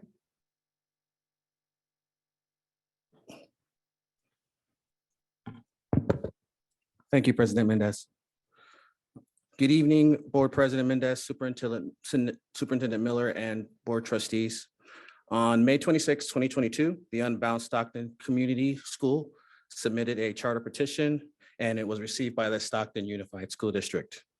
As required by Ed Code 47605B, the Stockton Unified School District Board held a public hearing on July 12, 2022, to consider the level of support for the petition by teachers, employees, parents, and guardians. On July 15th, 2022, the Stockton Unified School District staff met with Mr. Philip Hahn, founder and director of the Unbound Stockton Community School, to discuss the petition. On August the 8th, 2022, staff completed and published findings. The findings are summarized as follows. Area number 1. Petitioners are demonstratively unlikely to successfully implement the program set forth in petition per Education Code 47605 C2. Area number 2.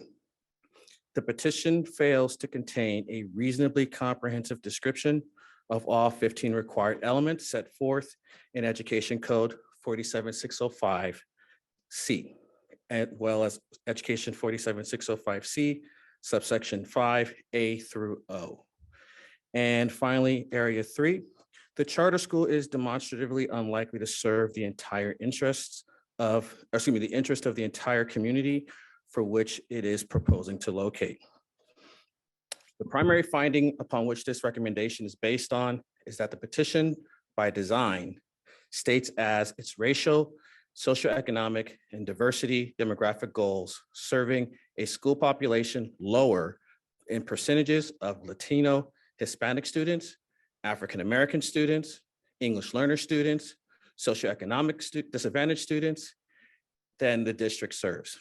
Education Code 47605 C5G requires a charter petition to contain a reasonably comprehensive description of the means by which the charter will achieve balance of racial and ethnic pupils, special education pupils, and English learners pupils that is reflective of the general population residing within the territorial jurisdiction of the school district to which the petition is submitted.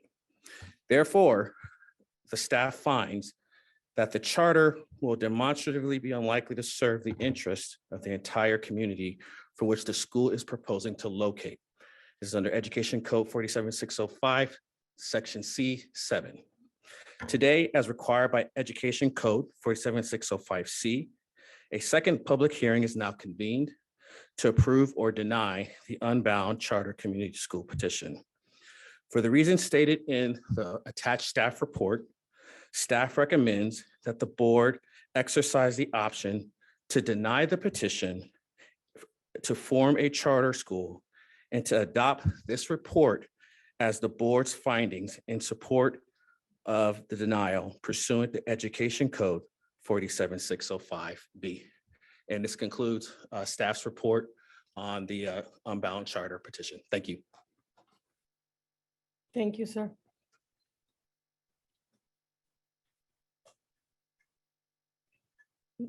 Comments from Unbound Charter, 5 minutes. Thank you.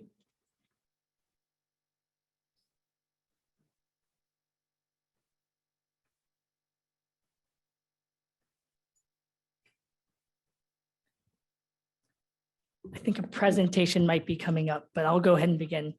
Good evening, Stockton Unified Superintendent, Dr. Tracy Miller, board members, and our community of supporters.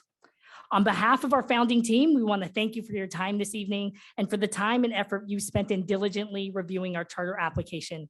Today, I have been given the equivalent time of 5 minutes to respond to the findings of the district, but most importantly, reiterate the potential and opportunity of our community-based school model.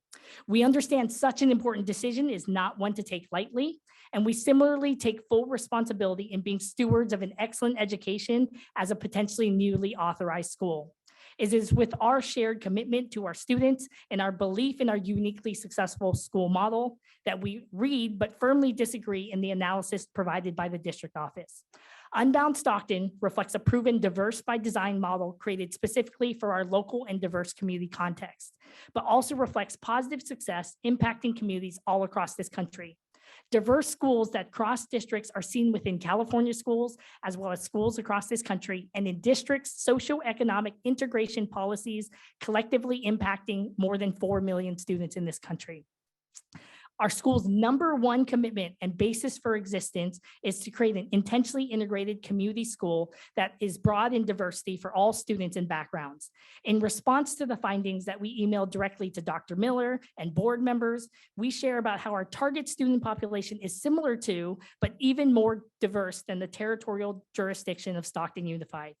Furthermore, the law does not state that the demographics need to match that of the specific territory, but is reflective of creating a balance of subgroups of those residing of which we do. We also included 10-page description on how we will achieve a diverse student population of the greater community, specifically breaking down key features and appeals to various subgroups, populations including African-American students, English language learners, and students with disabilities.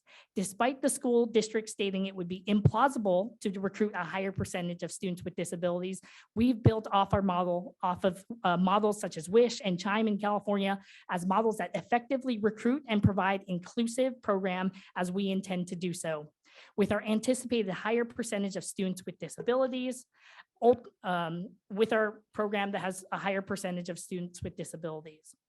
Ultimately, our diversity, inclusive of our racial and socioeconomic diversity, would provide the same academic and cognitive benefits, civil and social emotional benefits, as well as economic benefits seen in similar school models impacting both Stockton Unified School District directly and beyond. As a free public charter school, we shall admit all students who apply, and thereby the intentional recruiting and outreach we described comes into play. That finding we will be unable to support our target demographics is unfounded, particularly with the support of our pilot programs that have served over 350 students in over 40 schools across all districts, including interest from students and families who are homeschooled, attend other charter schools, or private schools who have spoken to their desire to send their children to our school at the last public hearing. Our diverse and community-based model furthermore does not mirror that of the district named schools that we are said to replicate: George Washington, Cleveland, Grunsky, Taft Montessori.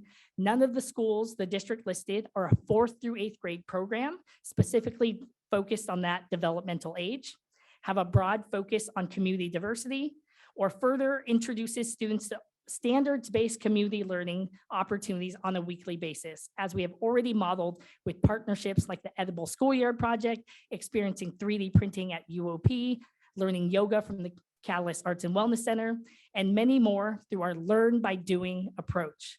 We have led over 20 piloted community experiences, making our model unique.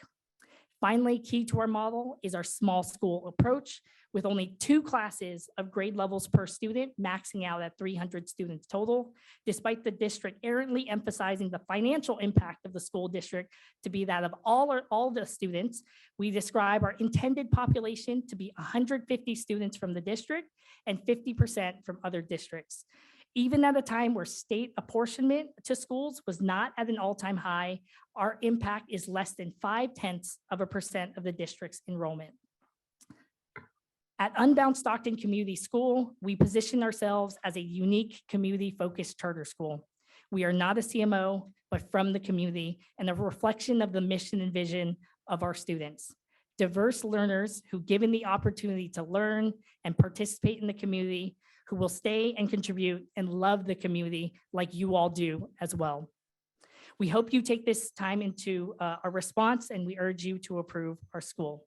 Thank you so much. Thank you for your presentation. Public comments? Do we have any public comments? Yes, Madam President, we have 4 public comments, and if we can have Mr. Jerry Gonzalez step forward, Ms. Felice Bryson Perez, Ms. Inez, Dr. Inez Ruiz, and Ms. Nancy Masson. And we will give them each 3 minutes. We'll set the timer for a total of 20 minutes. I just want to say I've taken enough time of your this evening, so thank you.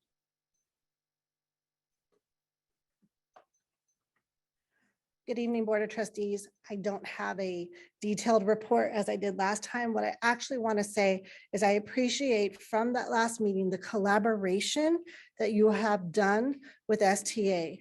So the invitation that we always give to have meetings and hear what we know in that. So I appreciate the majority of you that were either able to meet with us or talk on the phone with us. Additionally, we included CSCA in that meeting, and then we had research and data that CTA and public interest that shared with us. We appreciate you all working with us and taking that information in you making your decision. And I'd like to continue that collaborative work in these type of situations. We internally, as a school district, and I kind of was looking around while the presentation was happening, between your directors and principals that are here, teachers and other staff, we have schools that can do this for our students. We have access to community grant money to make additional changes. So we have the power to do what we need to do for our students here in SUSD and not going outside. So thank you. Thank you. Hello, my name is Dr. Inez Reese Houston, a community leader and member, and also a proud mother of SUSD. My son goes to Pittman Charter. The reason we chose Pittman Charter is because it was unique and different with dual immersion programming. And that's why we love our school. And I love Stockton Unified School District. But with that, I also like to give opportunities for choices. As we know, Unbound Stockton will create that through building community leaders. And what do we mean by that?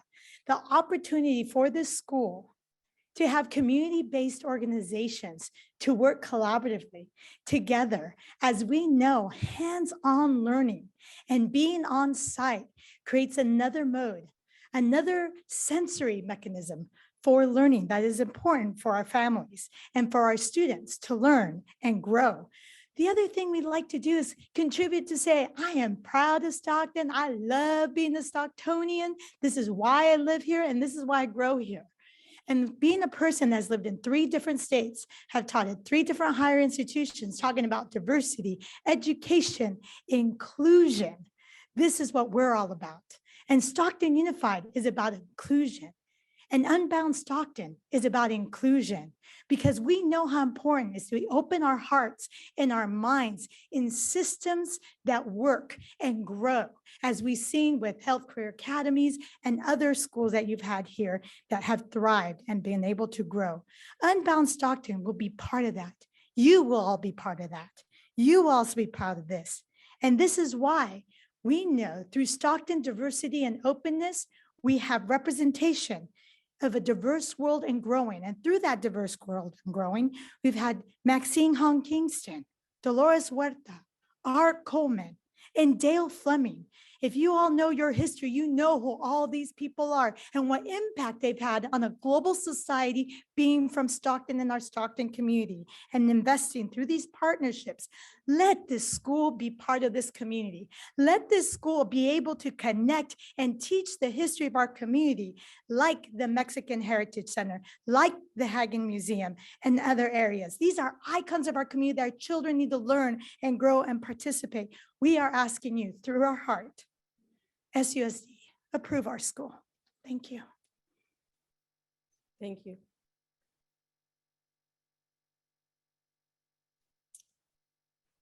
So, hello, my name is Nancy Masoni, and I'm coming to you as an educator for you guys. I've been teaching for you guys for over 20 years, and I'm urging you to not approve this school.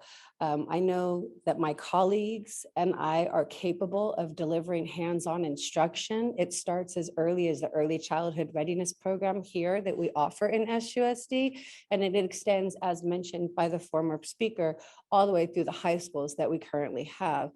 We have people who've taken data from your department, from Stockton Unified that say that this is not recommended. We've also know that the county did not recommend it.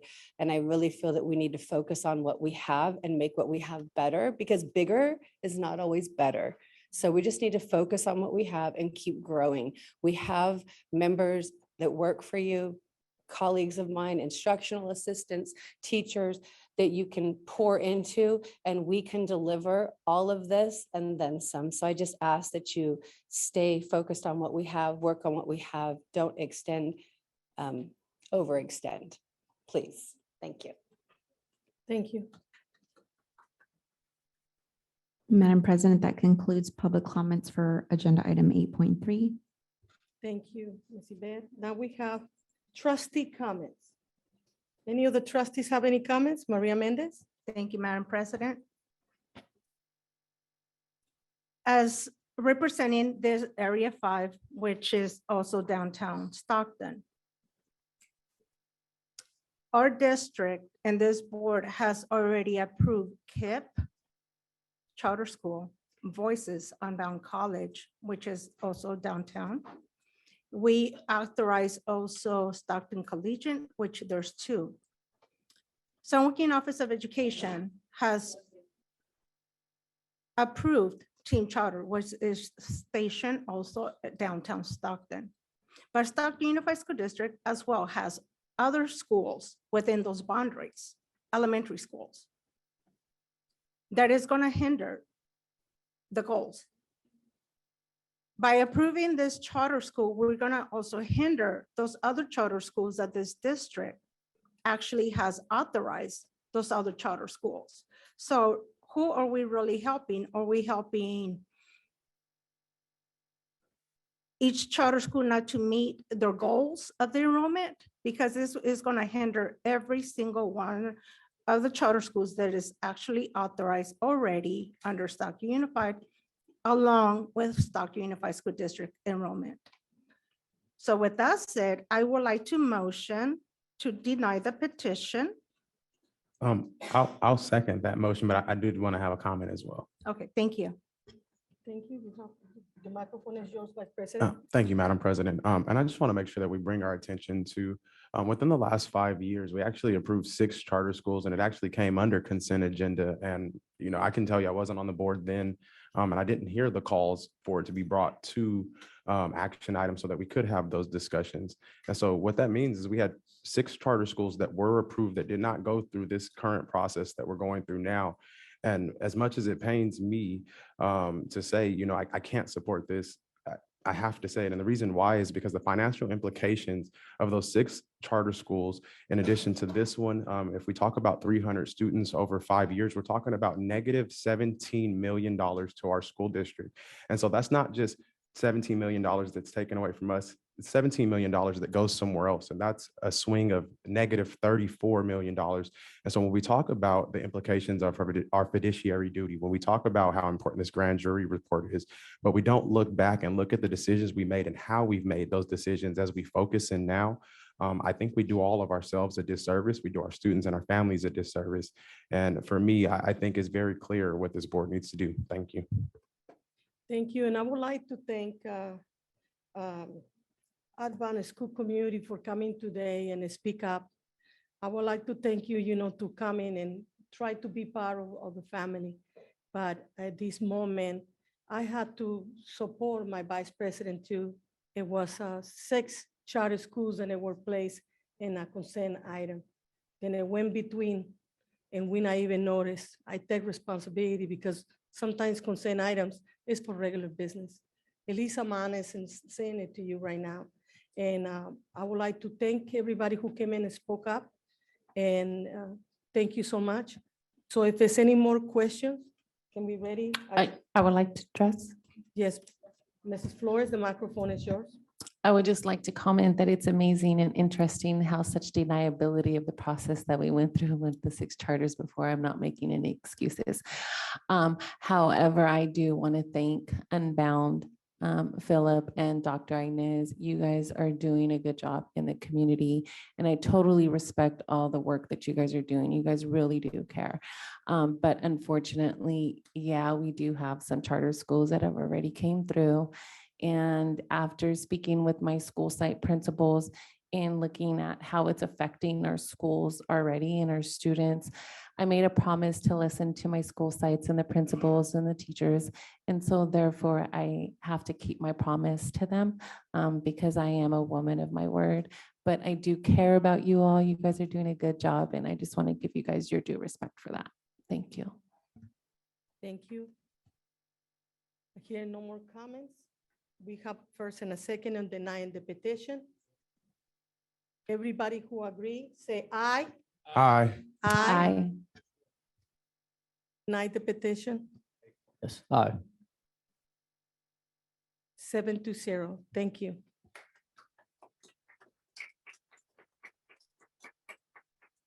Are we moving on to 10.1 Board Committee Reports, the City of. Excuse me, President Mendez. Yes, sir. Sorry to interrupt. Yes, sir. But if you would formally close the public hearing.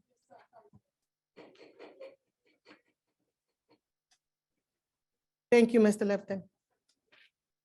We go to 10.1 Board Committee Reports. Yvette will read the oral announcements. Thank you, Ms. Yvette. This is the opportunity to hear any reports from board committees, specifically regarding prior or upcoming committee meetings. There will be a 3-minute limit per report. So first, we will be hearing from the City of Stockton Parks and Recreation Committee, and that is chaired by our Vice President, Zulueta. Thank you and welcome everyone to our meeting again this evening. We had our Stockton 3x3 committee meeting yesterday at 5:30. And I just got a couple of updates that came from that meeting. Over at Brotherhood Park, over at Victory Park, there's actually going to be a plaque and a bench that were donated by the Rotary Club, I believe, and it's going to be named in the honor of Miss Lillian Mae Smith. That's the mother of one of our most helpful volunteers and supportive volunteers in the district, Mr. Thaddeus Smith III, I believe is his name. And so he actually brought this to the Parks and Recs Commission a couple of months ago. And we're just really glad to be able to honor the contributions that his mother and his family have made to the community. Also got a couple updates. So the Brookings, Pinella, Sandman, and Weber parks are all still in the design phase, but rest assured, those parks are being planned to be upgraded and there's been dollars allocated for that. There was a beautification event July 23rd at Angel Cruise Park. There were 20 volunteers. They did trash pickup, they painted tables and beautified the park and the structures. And then there's another beautification event on September 17th at Sandman Park, and it's going to be a little bit of the same thing. So if you have the opportunity to make it out, please be on, keeping your ears up, and I'll provide more information as that gets closer. And then I just wanted to say that the city was really excited about all the work that was done with like our junior giants, and then also our students that have been coming out and picking up, sorry, not our students, but our family members that have been coming and getting the free laptops, the tablets, the free internet.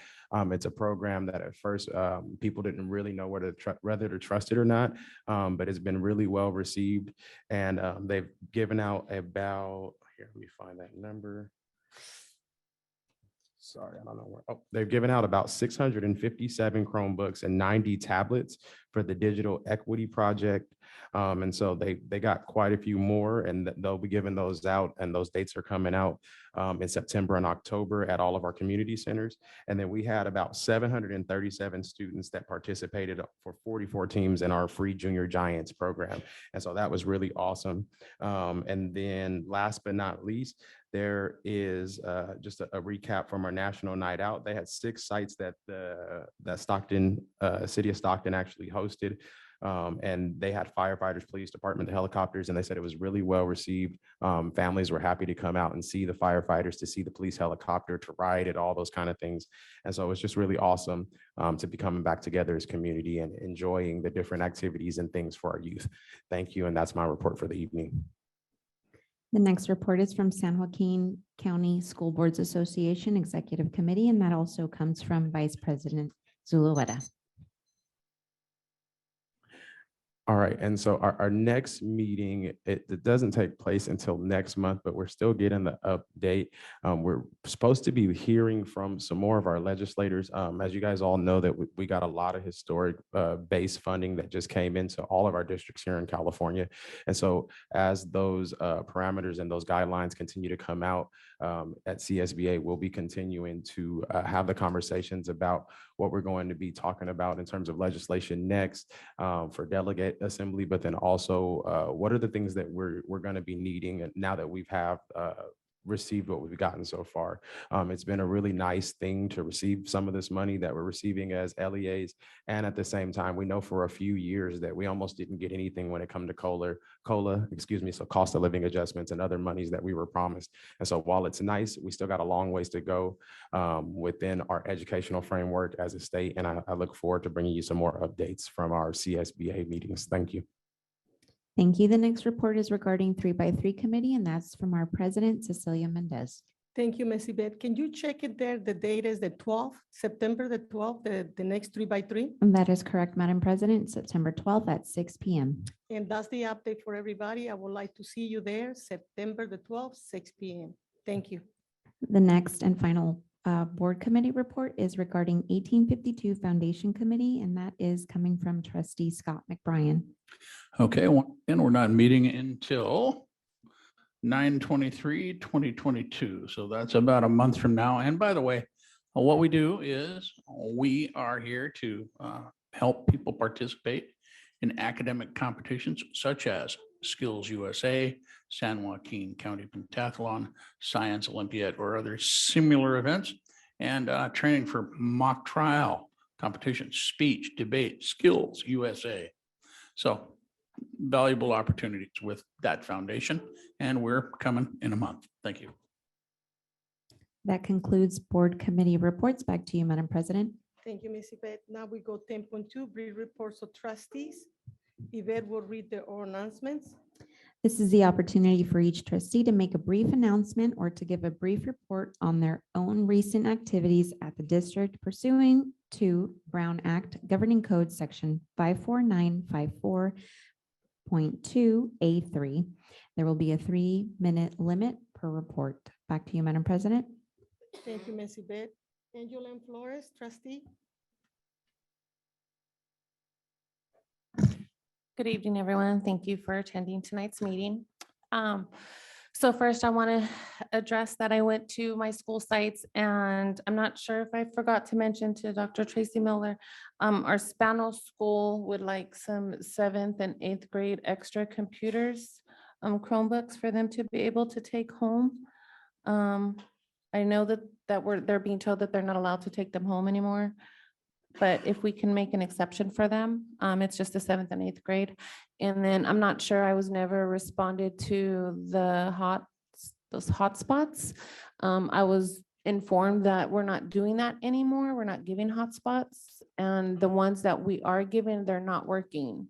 So I just want to keep that up in the air because we did pay millions and a lot of money for that program. I also want to address the community in regards to the grand jury report. I would like the minutes to reflect that Trustee Flores was not included in this grand jury response. And so when it says that the board disagrees or the board feels this way, I would like my name excluded from that because I was not included in that. I stand with the community in the responses.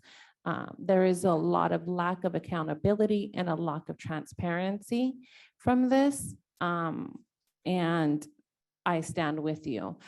Fortunately, you guys are correct. You did vote us here.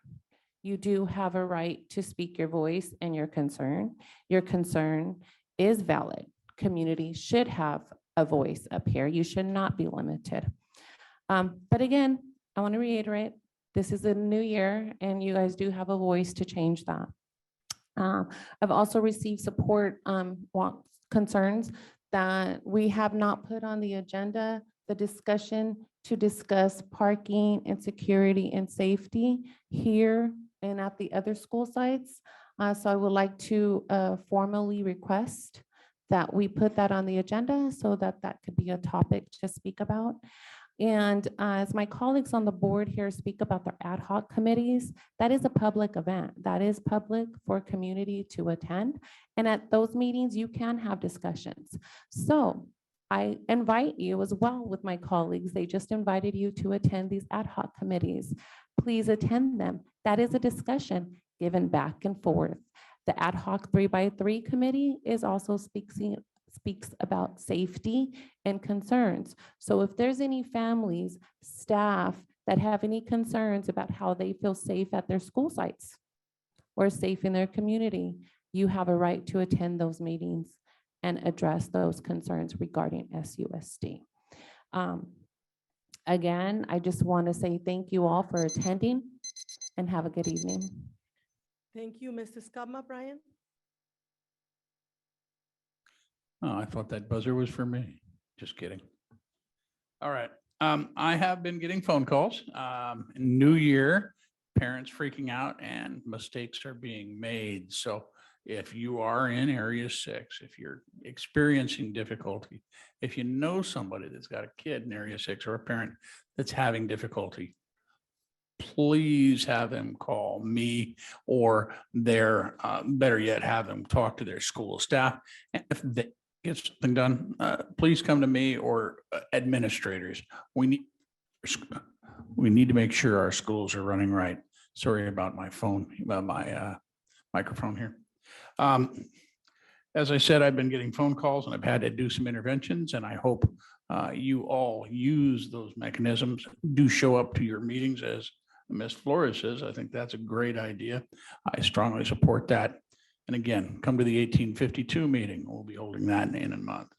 And the last thing I would appreciate is if I could find a tutor for my daughter, huge need in calculus. My gosh, give me some help.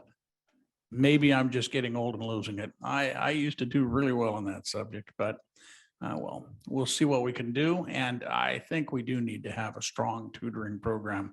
Let's make it happen. Thank you. Clerk, Alicia Rico. Good evening, all, for attending this meeting today. I'm going to start to saying that I'm going to apologize for what I'm saying on the last meeting and the special board meeting. That's not me. That's words that the social media have been putting words on my mouth that I'm not saying, that I'm not mean it. That's not a kind of a person that I'm like to insult people. If you guys feel that I insult one of you guys, feel that I need a necessity that I apologize to you guys. Thank you.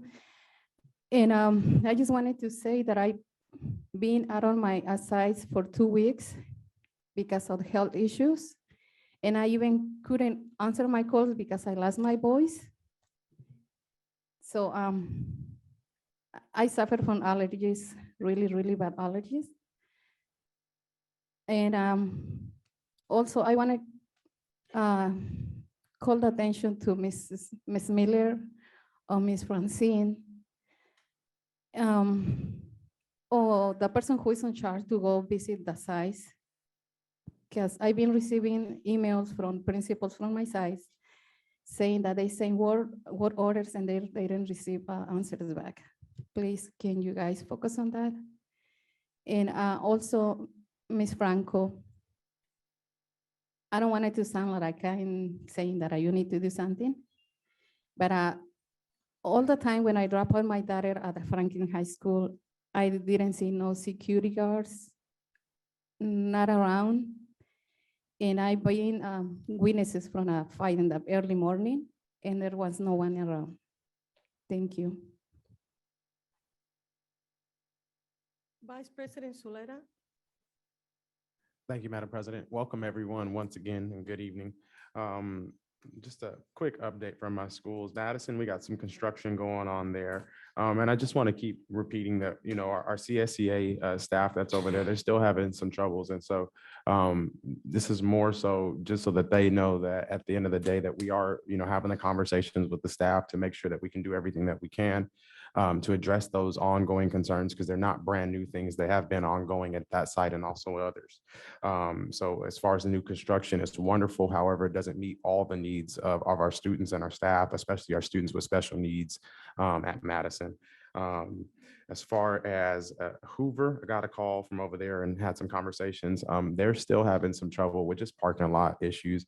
Some of the community members in the direct out in the neighborhood around, they're a little bit concerned about having people park in front of their houses and not having access.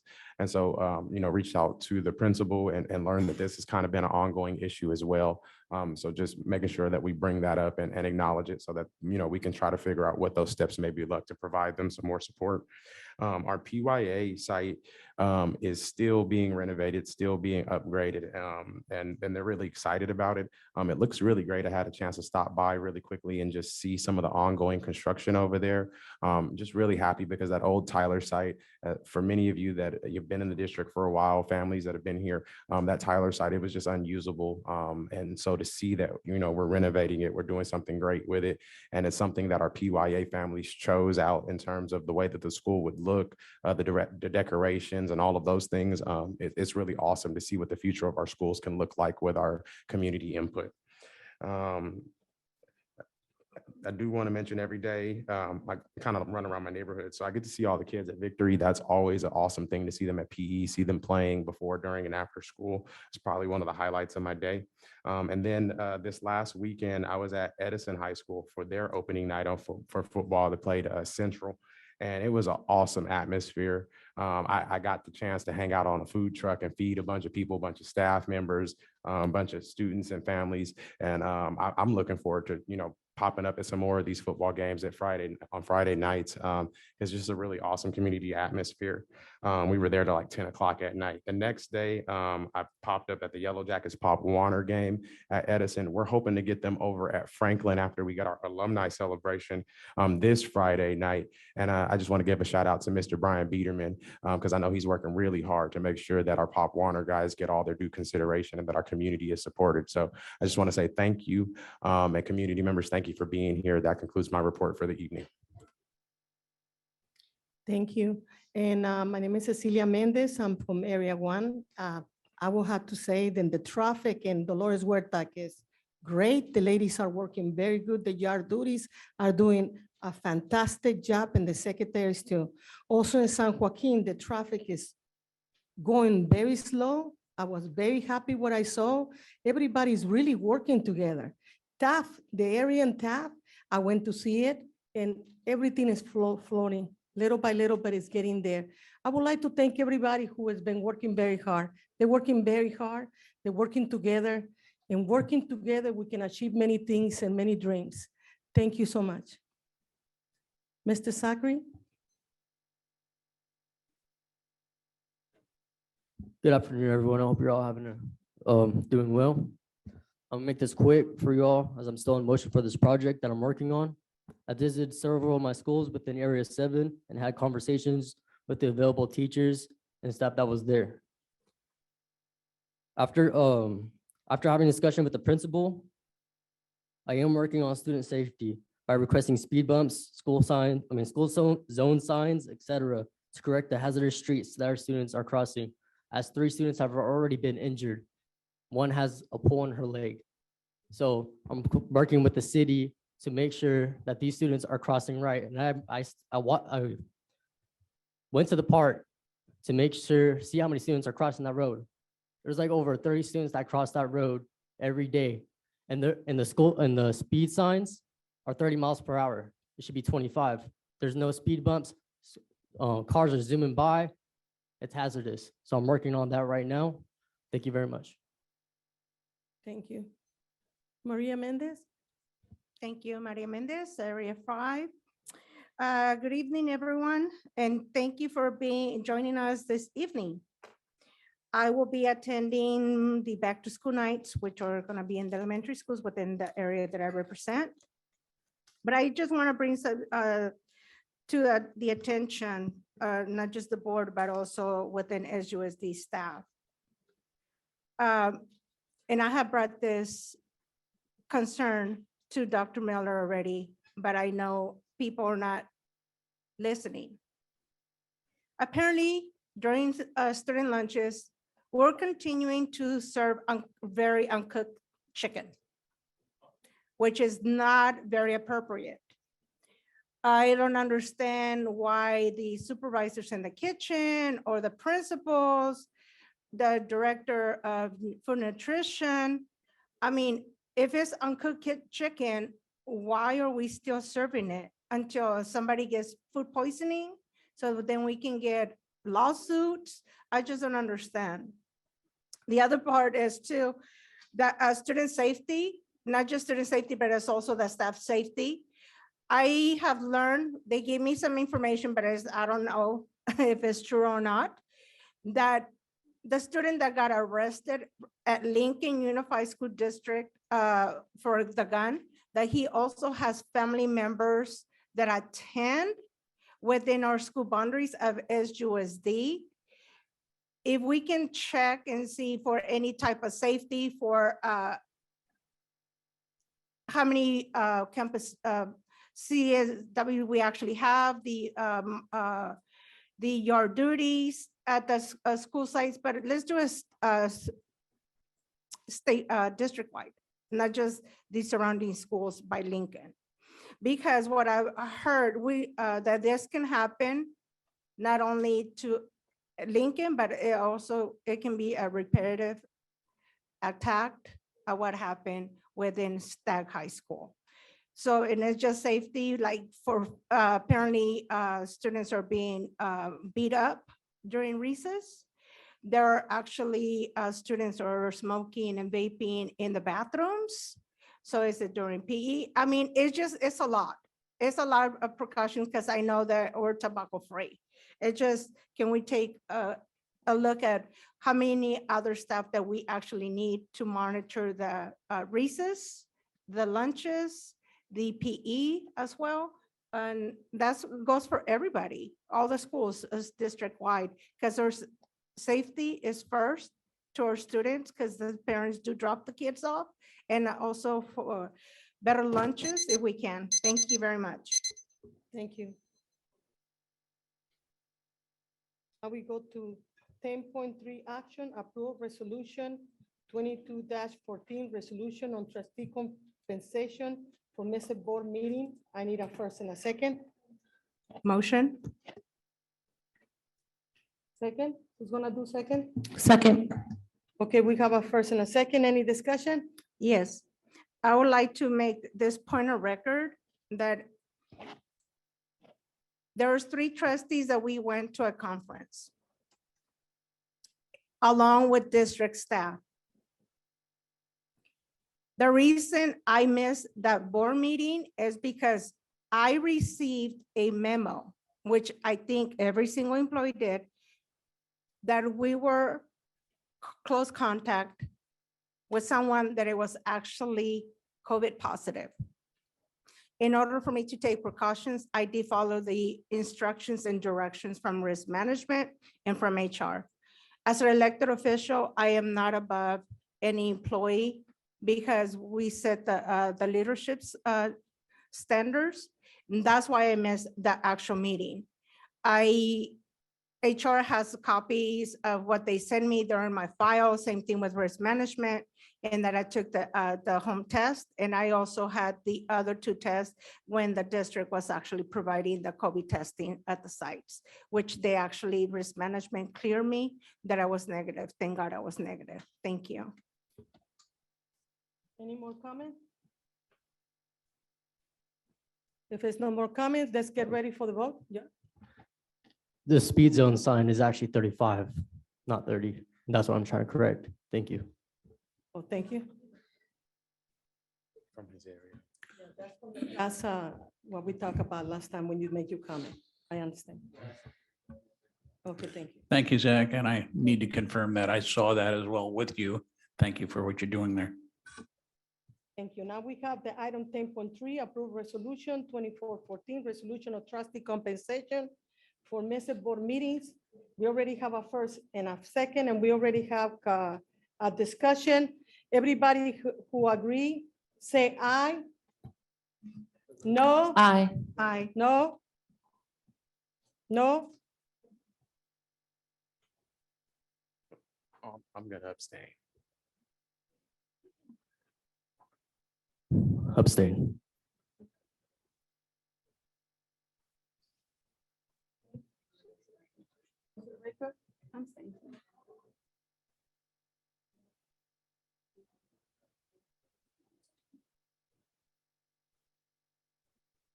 Motion failed. We go to item 10.4, approval the response to the San Joaquin County Grand Jury Report, case number 0121. I need a first and a second. I'll do the first. I'll I'll second. second. You got first and a second. Any discussion? Of course, we should have discussion. Mrs. Flores? 1 second. Thank you, time.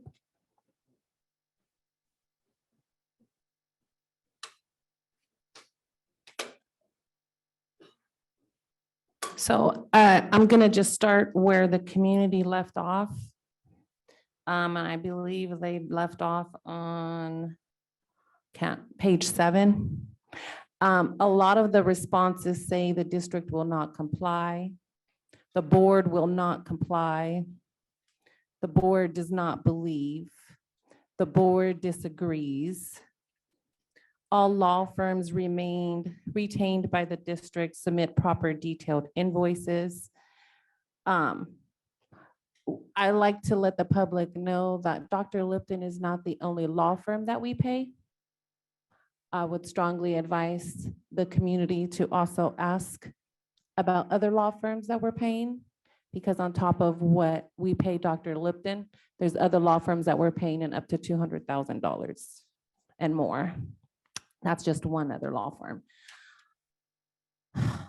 It's giving dates on when we can respond up to September, December, November. We will adopt a plan for the essential ongoing costs that are being funded by one-time money. That's budget. I just want to let the board know that this is addressed to a judge. So community, if I was community, I am part of community. I would be reaching out to the judge and the courts at this point. The district disagrees with the finding. Again, I just want to reiterate, Dr. Lipton, that on here you put the board.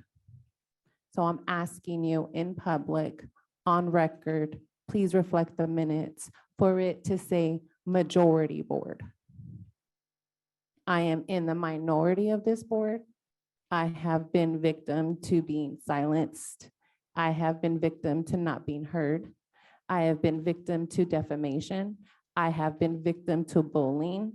I have been victim to not being able to do my duly elected job.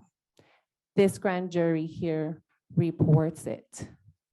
So this board has an obligation to report to the community on what this finding says. We did not follow protocols. Dr. Lipton, we did not hire you in public. The meeting when we hired you, there was no community. As a board, we were not informed that we were going to be hiring you. We were informed 24 hours by the minute that we were going to be hiring you. We did not go through the due protocol process for hiring our CBO.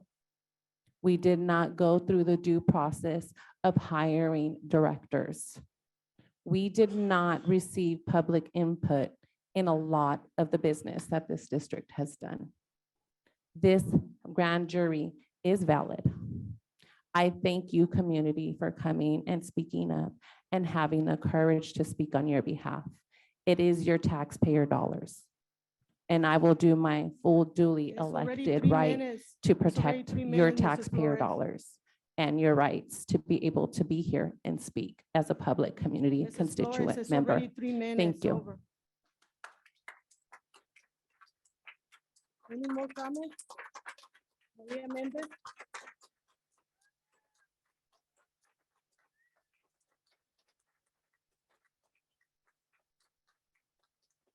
Mrs. Flores, have the microphone, please, order. You done? Maria, now you next. Thank you, Maria Mendez, Area 5. Dr. Lipton, would it be possible to make some of the, because this is adopting this draft, but we can actually make changes, correct? And we can make a motion to make changes of what we need to do? As Jack Lipton, I can answer the question. The draft is here for the board's consideration, but yes, the board has a number of options here, including approving the draft with whatever amendments the board approves. So yes, I agree with that. Thank you. Any more comments? Hearing none. Ready for the vote? Everybody who agrees, say aye. Aye. Aye. Anybody who disagree? Trustee Flores, Area 2 disagrees. My vote is no. Thank you. Maria Mendez? My vote is no. Maria Mendez, Area 5. Thank you. Motion passes 5-2. Thank you. Now we go to 10.5, approval of the issuing for request for proposal, RFP to recruit a permanent superintendent. We need a first and a second. I'll do the second. Thank you. Discussion.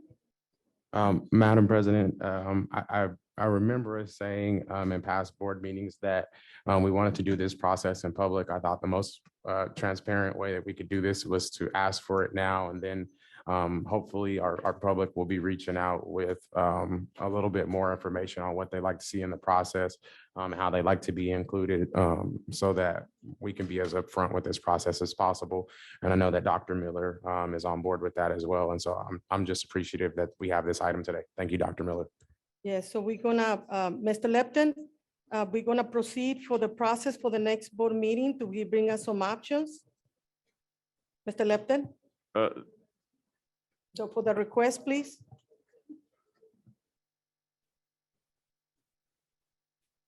Well, if the board approves this, then the board is approving moving forward with the request for proposals. Yes, it is for the proposal, sir.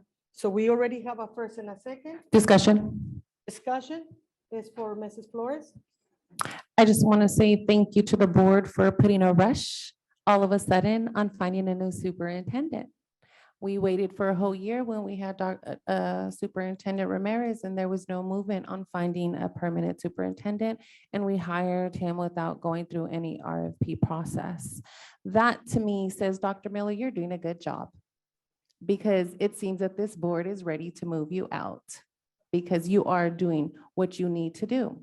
I applaud you. I respect you for doing what you need to do to try to bring our district back into transparent and public voiced in and doing what's right, basically.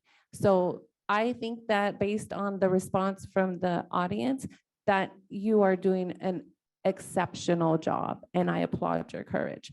Second, what I'm going to say is the process is that we need to find a consulting firm to look for that. And if that's what this is including, I want it clarified so that we can say that this is an RFP process to find a superintendent search firm to find another superintendent.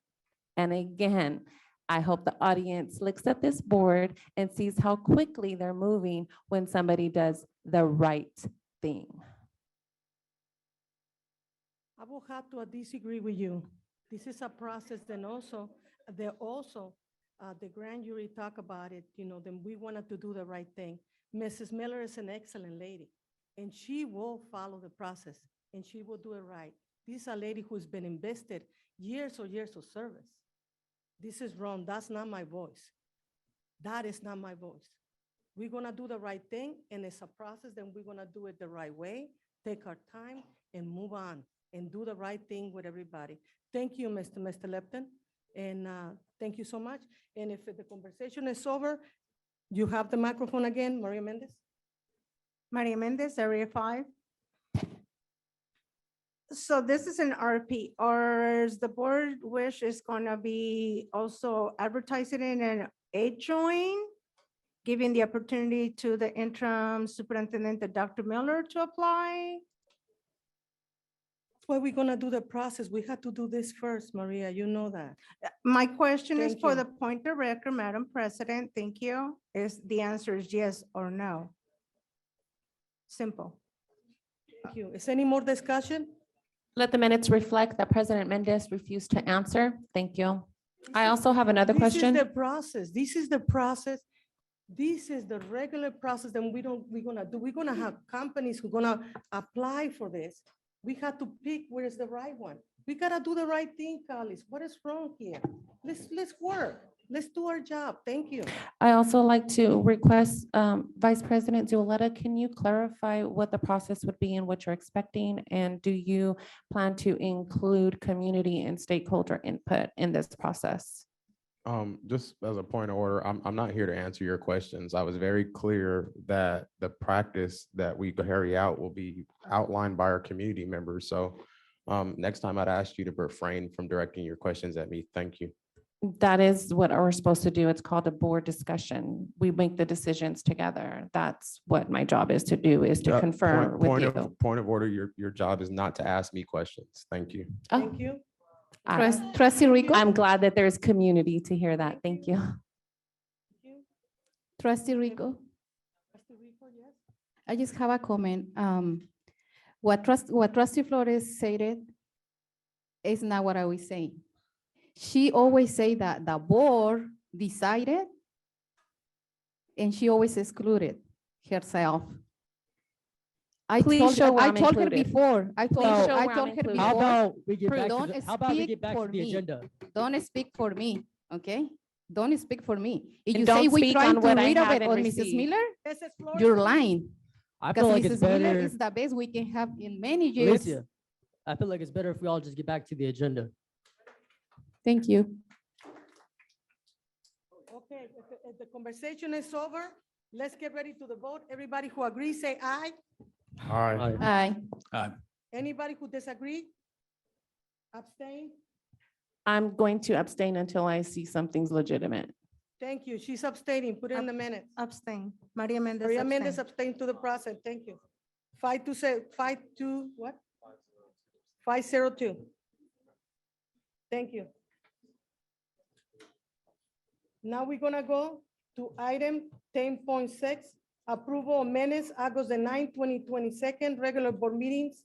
We need a first and a second, please. I'll do the first. I'll second. We got first and a second. Any discussion about the meetings now? Here, no discussion. Everybody to agree, say aye. Aye. Aye. Disagree? We're on 10.5 still or 10.6? We're in 10.6. No. Maria Mendez, Abstain. we got 5 yes, 1 no, 1 abstain. Motion passed.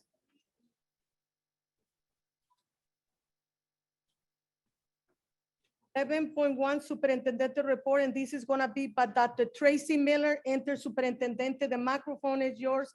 Mrs. Tracy Miller, thank you. Good evening. Thank you all for hanging in there. So I just want to give you the last 2 weeks since we last met together. I have continued to deliver the superintendent's message and sharing the superintendent's goals and vision with the community members, doing some inward facing and also outward facing to our community at large, and really sharing the concept of the purple lines with the growth mindset for our educators and for our students. I have had a great time of visiting school sites, and any folks that are over at Hazelton or Weber, I can tell you that I saw for myself the incredible things happening at that site, at those sites this last week. I am working working diligently with Business Services Department to ensure that we are being mindful of the best practices as recommended by the County Office of Education. This includes, just this morning, you asked about governance training. I've attending Module 1 of governance training. We will begin working on professional development for our business department and other district leaders regarding the recommended best practices in business affairs. This week, we did begin the early phase of introducing the new Frontline Escape Program, which is the SJCOE San Joaquin County Office of Ed Business Department platform. So this transition will take time, but our folks did get the opportunity to take a peek at what that new program will look like. It'll take a minute to roll out, but we did get to have some exploration with that. This week, we also began the work with San Joaquin County Office of Ed's recommendation of the educational business experts that are providing support both to the business department and to myself, again, on best practices. I will, how am I doing time-wise? I know I have a time limit. Am I going over? Am I good? Okay, so make sure. Okay. You can continue. Okay. I will begin implementing, and I've mentioned this to some of our folks out in the audience, that we're going to be implementing various district committees for our various department leaders and employees to work together on best practices, on programming needs for such things as summer learning, curriculum issues, safety and professional development for educators prior to the first day of school, community engagement and HR issues. So also, I will be beginning in September the superintendent community conversations at our school sites, where the school communities with myself and district leadership will have the opportunity to collaborate on topics such as school budget, student achievement, and student engagement, and really best practices for ensuring that our stakeholders are a part of the school process. And then lastly, I am happy to report that our school safety program coordinator will be starting September 1st. So it's been an action-packed 23 days. So thank you.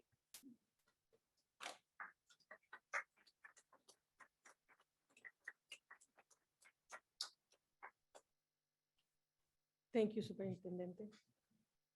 Now we go to item 12.1. This is information only. 2021-22 Early Literacy Support Block ELs SB Grant Annual Report for Hamilton, Hesington, Pulliam, Roosevelt, Taft, Taylor, and Van Buren. But he's coming. Thank you. What is her name? This is Miss Tiffany Ashworth.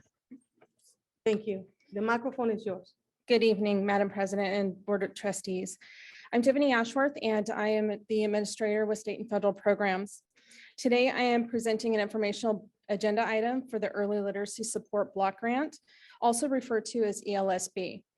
I did provide you the actual full report. I did make a mistake and I attached the wrong document. So it was a draft that I uploaded. So I did give you the full report, and I will be presenting this back with the full report. But in the meantime, since I'm here, I will give you a verbal overview summary of the annual report. Also, the full document and each of the school site annual plan or annual reports are posted on the Early Literacy Support Block Grant that we have on our webpage. And that is at www.stocktonusd.net/page/16024. The district has 7 school sites who have met the criteria for this funding. These school sites are Hamilton, Hazleton, Pulliam, Roosevelt, Taft, Taylor, and Van Buren. Each school site has put together a literacy action plan, also known as the LAP.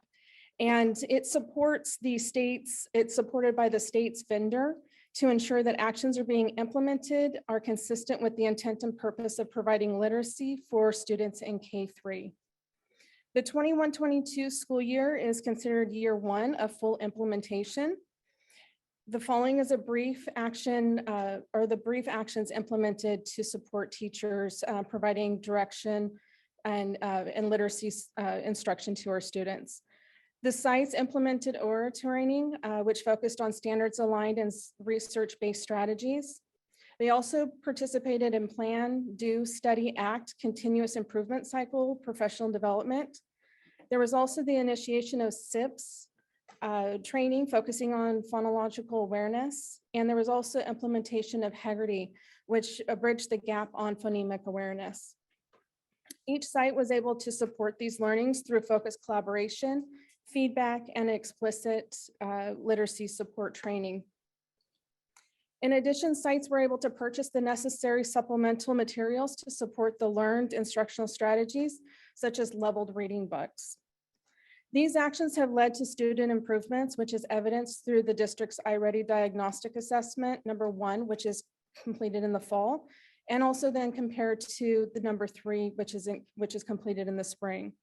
So there are 3 schools that I have selected and showing the growth. Hamilton, for their K through 3, reported a percentage of students at Diagnostic 1 of 6% who were at or above grade level. Then compared to the spring, which is Diagnostic 3, 40% of their students were at or above grade level. So because of those efforts that have been implemented over the course of the year, we are seeing growth. And then Taft, for the same student population, K3, their diagnostic first fall reported 14% of their students who were at or above grade level. And then compared to the spring, which reported 26% of their students were at or above grade level. The district will continue to work with sites in looking forward to year 2 in the continuation of these strategies and activities and to further the growth for our students. Thank you. Thank you, Ms. Tiffany. Thank you so much. Thank you for that. Now we go to the next item. 13.1, action approval of district salary schedules for bargaining unions, Stockton Pupils Personal Association, SPPA, Stockton Teachers Association, STA, and California School Employees Association, CSEA Chapter 318. I Motion. need a first and a second. I'll do the second. We have a first and a second. Any discussion on this item? Long time coming. Thank you. Thank you. Here, no more discussions. Everybody who agrees, say aye. Aye. Aye. Aye. Any abstains? No? 7-7. Motion pass. Now we have 13.2, information only. Update for the Department of Public Safety Police Chief, reporting by Nancy Lane. Microphone is yours. Hi, good evening. This is an informational item only, just to let you know that upcoming, we have about approximately a 4-month planning and recruitment process for hiring the Department of Public Safety Police Chief.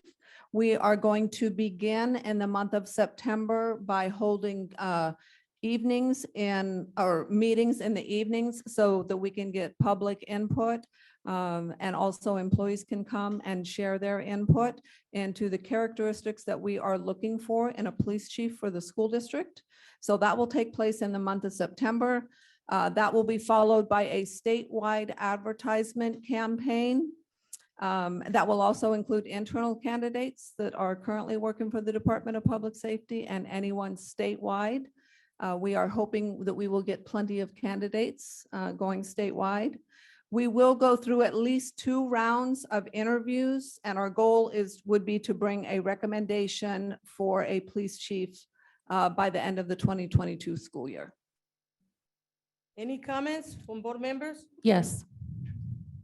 Mrs. Flores?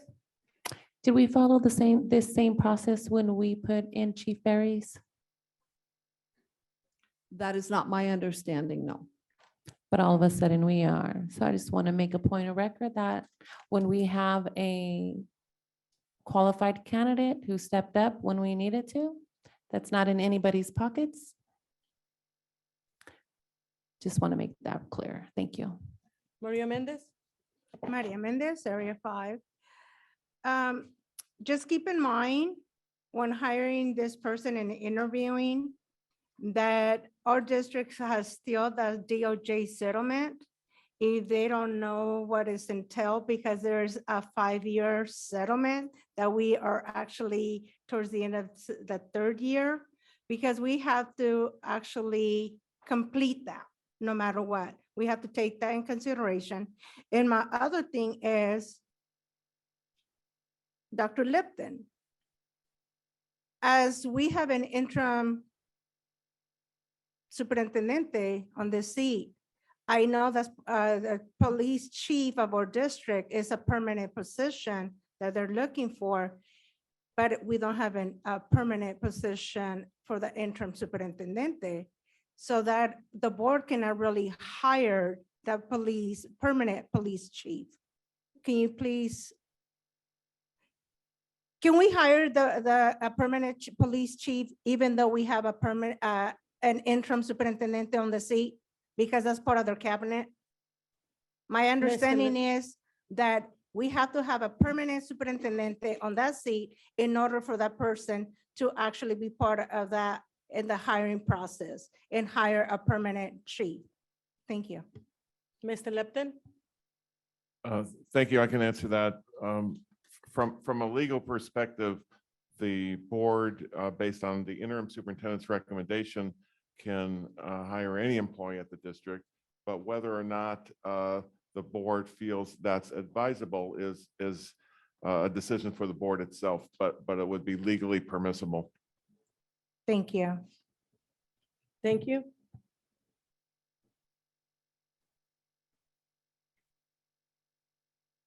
Now we go to. Actually, I just, real quick, you're doing a good job.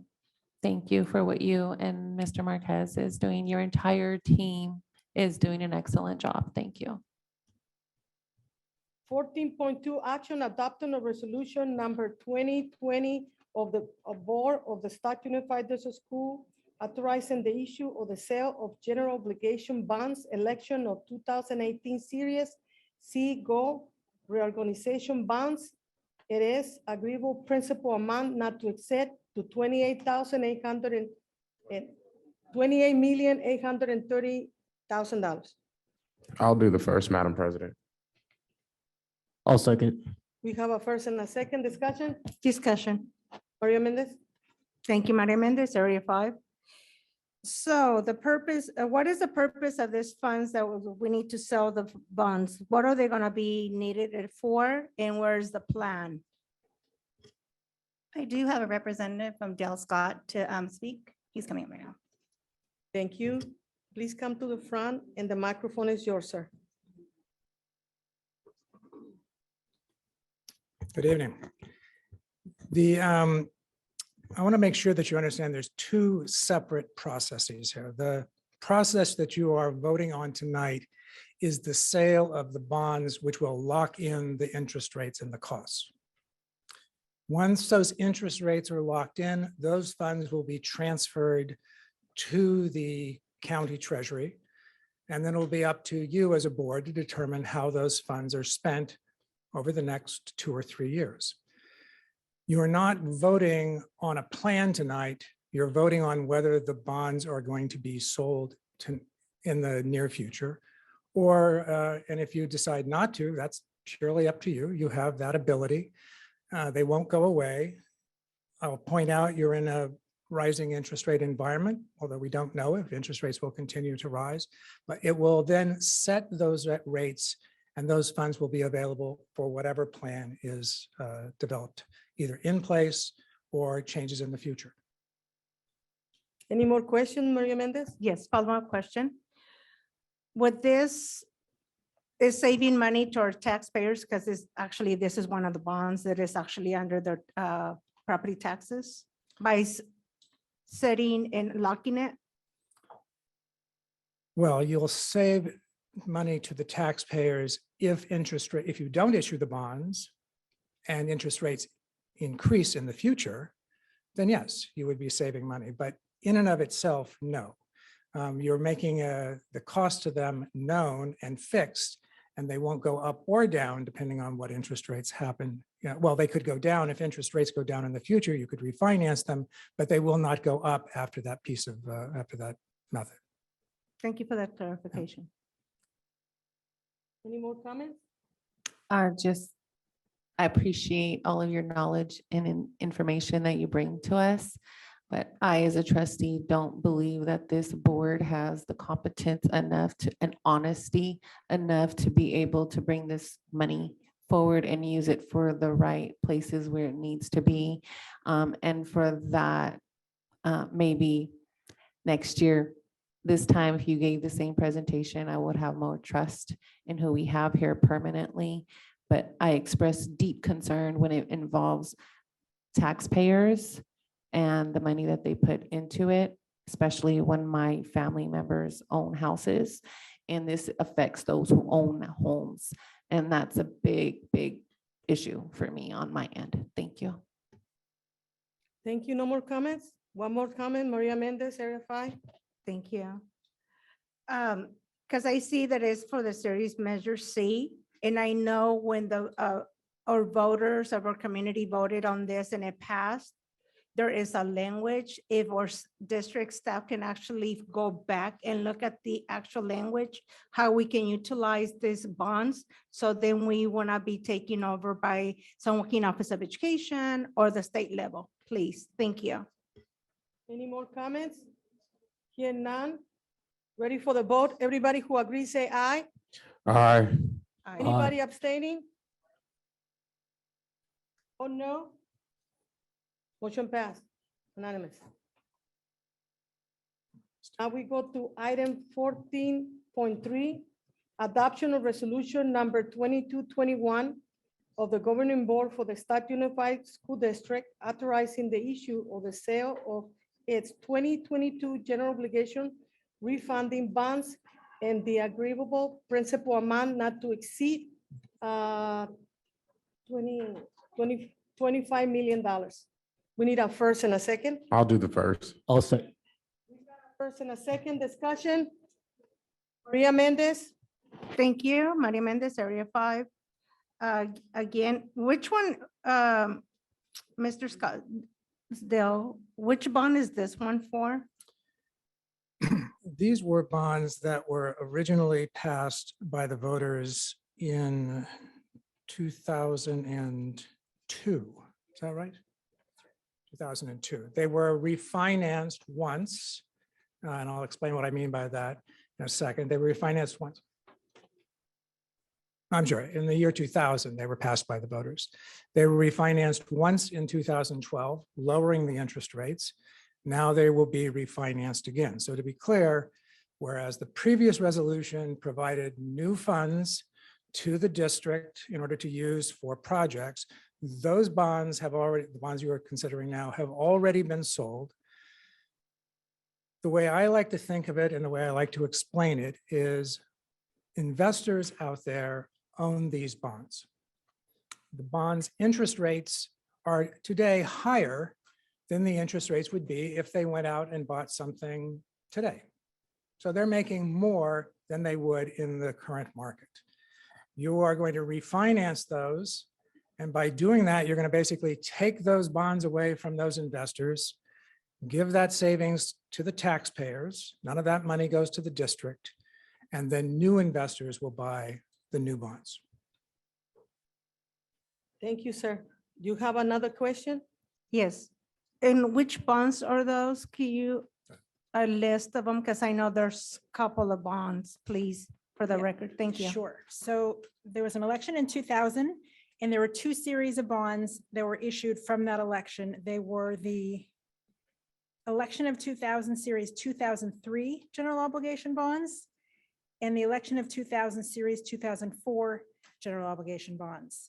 In 2012, a series of refunding bonds was issued, and it paid off those two prior series of bonds. So today outstanding, owned by investors, as Dale described, are those 2012 general obligation refunding bonds. The new series of refunding bonds that would be issued after approval this evening would pay off entirely those 2012 refunding bonds and replace them with a lower interest rate bond. Any more Thank questions? you for that clarification. If I could just make one more point, this Yes, will sir. not, this will also not extend the term that they're being refinanced and they're repaid over. Same term, same issue, simply lowering the cost to the taxpayers. Thank you. Any more questions? Here none. Get ready for the vote. Everybody who agrees, say aye. Aye. aye. Anybody who disagree? No. Got 6-0-1. Motion passed. Now we have Item 15.1, student expulsion. I need a first and a second. Second. We got first and a second. Everybody who agrees, say aye. Aye. Abstains? No? I'm staying. 601, one abstain. Thank you. Motion passed. Item 16.1, oral suggestion, Yvette would announce the number of non-agenda items, public comments request. Thank you. Thank you, Madam President. Individual speakers shall only be allowed 3 minutes to address the board. The board shall limit the total time of input for 20 minutes. And we have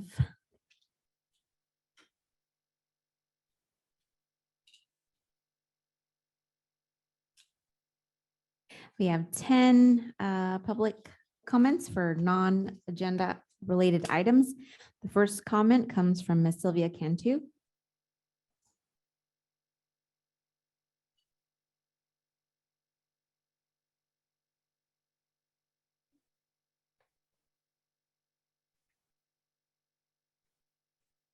I'll start when you each get to one.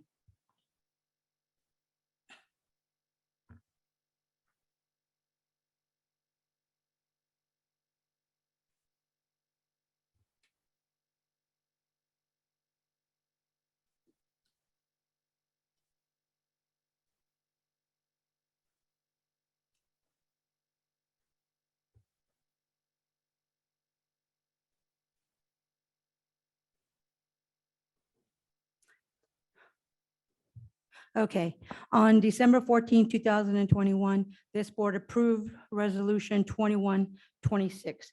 I spoke regarding this resolution on June 28th. On June 12th, under the superintendent's report, we had the Director of Facilities and Transportation contradict what I was saying. As you can see, you'll have a copy of the resolution. And you'll notice I highlighted on the front page, in consultation with the district's licensed design professional and legal counsel, resolution number 2126 was prepared consistent with Administration Code, Section 4310, authorizing the design and construction of the admin office building. It was prepared by the Director of Facilities and Transportation. You will see on the next page where I did an asterisk. Any building which is used exclusively for admin office purposes. We are not using this building exclusively for admin office. We use it for board meeting. Hello, we're here today. You use it for professional development. You use it for training, to which pupils are not required to enter. But yet, what about the student board rep and student honoree? Aren't they required, or are they going to have teleconference? I don't know. The next paragraph you'll see is these shall be posted with a sign pursuant to in section 17368 of the Education Code. That's California Ed Code. You will see with the other asterisk where I put, this building will not serve as a facility for pupils or teachers. And then it says right here that this building is supposed to have a sign that says, this building does not meet the structural standards imposed by law for earthquake safety. This was passed in December. It's already 8 months and there is no sign. So the good thing is this resolution was passed. Section 5 on the next page gives the superintendent or designee authorized and directed to have a sign posted on the proposed administrative office building in a conspicuous place stating this building does not meet the structural standards imposed by law for earthquake safety, and it's in capital letters. And the superintendent or designee is authorized to take all further actions. We have to look what school purposes. I already read that. School purpose, what is your definition of school purposes? It usually means when you have stuff, it doesn't have to be a class. It could be, like I said, professional training, professional development. We have teachers in this building. So when it says exclusively an admin, it's not really. So why don't we have a sign? It's already been passed. This is not earthquake. You cannot say you're violating Ed Code. And like I said, once again, it was the district's licensed design professional and legal counsel that recommended this resolution. 8 months later, just because the Director of Facilities and Transportation says, boop, it is not. It is proof. No, this is right here. It stands. It was approved. So Dr. Miller, this gives you authority. Please look in it. I do know that our union president did talk. I had numerous of conversations with Superintendent Ramirez. He knew this was not earthquake proof. So thank you very much. Thank you. Next comment comes from Ms. Kelly Hand.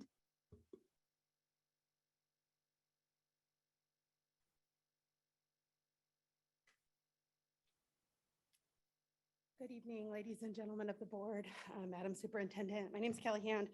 I'm one of the 3 remaining BCBAs here at Stockton Unified. First, I wanted to say thank you so much for voting 2 weeks ago for passing, I think it was agenda item 13.1 regarding our modification to our pay scale and salary raise. Thank you so much. That was greatly appreciated to help close the gap between the 10 to 22% discrepancy between Stockton Unified and the surrounding districts in terms of our salaries. So thank you so much. My concern I just wanted to express today is we've been communicating with the district since actually spring of 2021 regarding that discrepancy. And we've still received little to no correspondence and response from the district. We received one response that led to a meeting in November of 2022, but since then we've had no responses to email and various correspondence regarding follow-up and what that the results of that meeting would be. And we were unaware that actually there was an agenda item last Tuesday, or sorry, on the 4th regarding that salary change. So we would be grateful if we could have an increase in communication moving forward. So thank you so much for your time. Trustee Flores has a question. We're right now in the minutes. The oral suggestion, we gotta continue. Mrs. Miller?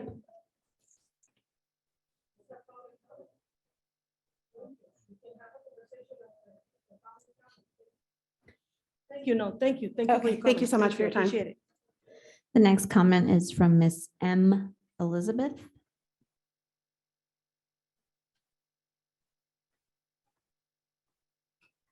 Hello, my name is Mary Elizabeth. I'm a property owner within the SUSD service area and am assessed a lot of money each year by bonds that voters approved for SUSD projects.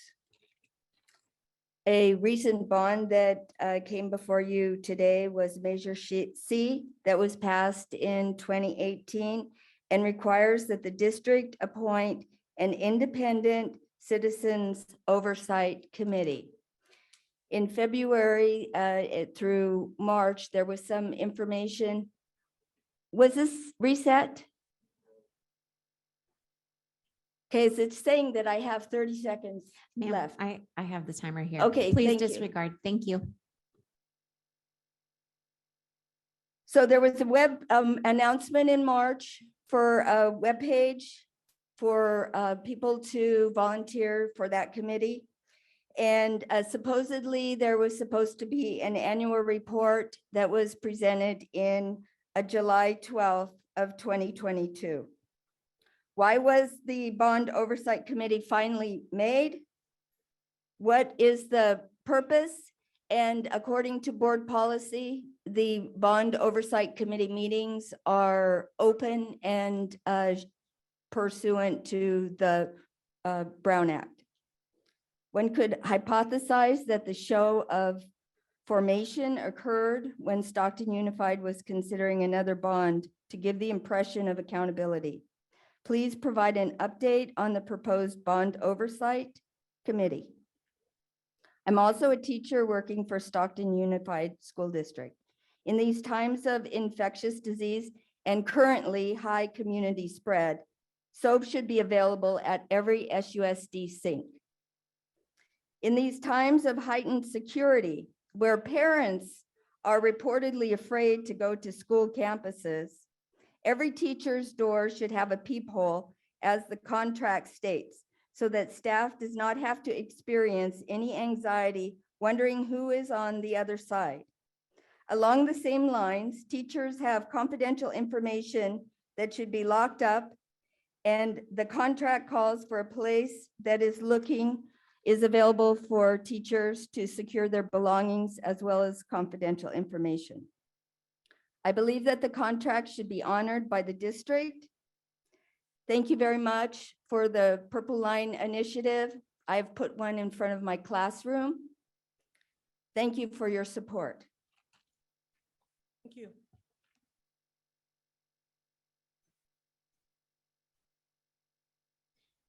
Next two comment cards are from Ms. Felice Bryson Perez from SDA President.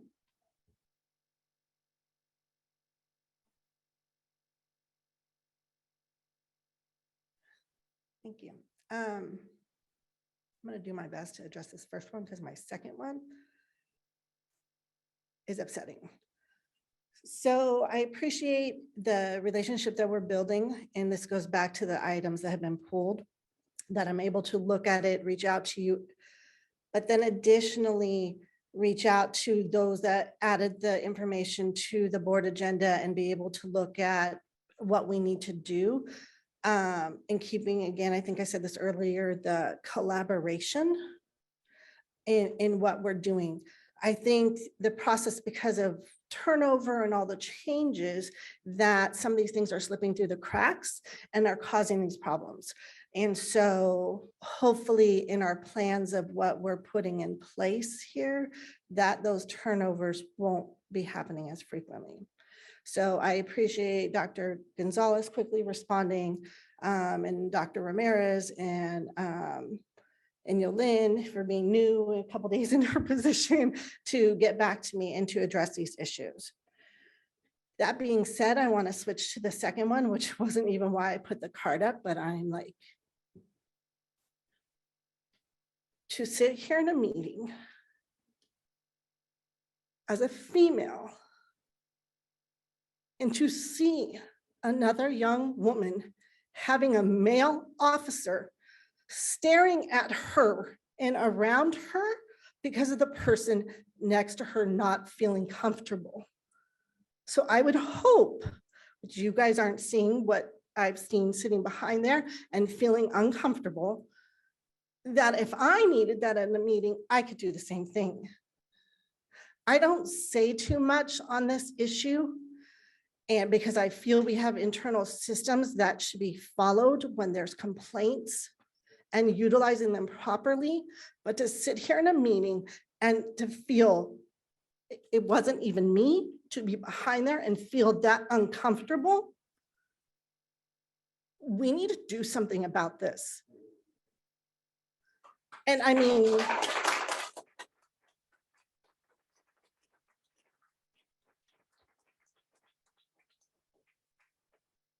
so I hope that we do. Thank you. Thank you. Next comment is from Selena Salazar.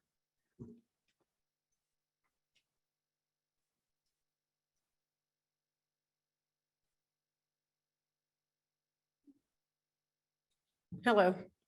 The purpose of me being here tonight is for the trustees and superintendent to be aware of the incidents that had occurred at Peyton to my autistic 8-year-old son.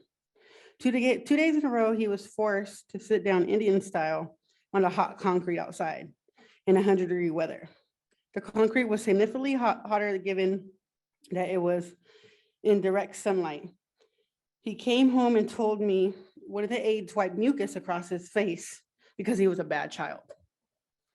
How is this acceptable? Stockton Unified is supposed to be provided a safe place where my child can come and learn. Yet Anthony hates coming to school. And frankly, I don't blame him. I wonder what other incidents have occurred that I'm not aware of. You will be receiving a formal complaint this week, and I would want this to be addressed. Thank you. Thank you. If I might add, my name is Gina Valadez and Anthony Valadez is my grandson. And I want it known that he is an autistic 8-year-old child that is going to school, coming home, and he's feeling bullied by the staff. This is just not acceptable. I am sorry, it is not acceptable on any level, And the reason, again, the purpose for being here is so that you are all aware of what's going on in your schools. Phone call was made to the principal today. Principal was not available. A phone call was also made to the trustee. The trustee took the phone call, and also a text message from the teacher was sent to the parent while we're sitting in this meeting. That text message was also unacceptable, and the comments that she made about coming to this board meeting and making a fuss, maybe he'll get the help that he needs if she makes a fuss here. All you leaders, you're voted in, we're voting for you. I vote every election. So I know that you guys are here to do a purpose and you need to know what's going on in the schools. And if somebody doesn't stand up and say something, how is change going to be made? You'll get a letter this week. Thank you. Could I ask Dr. Baird and the director of Peyton to talk with them? Thank you, Mrs. Miller. Thank you.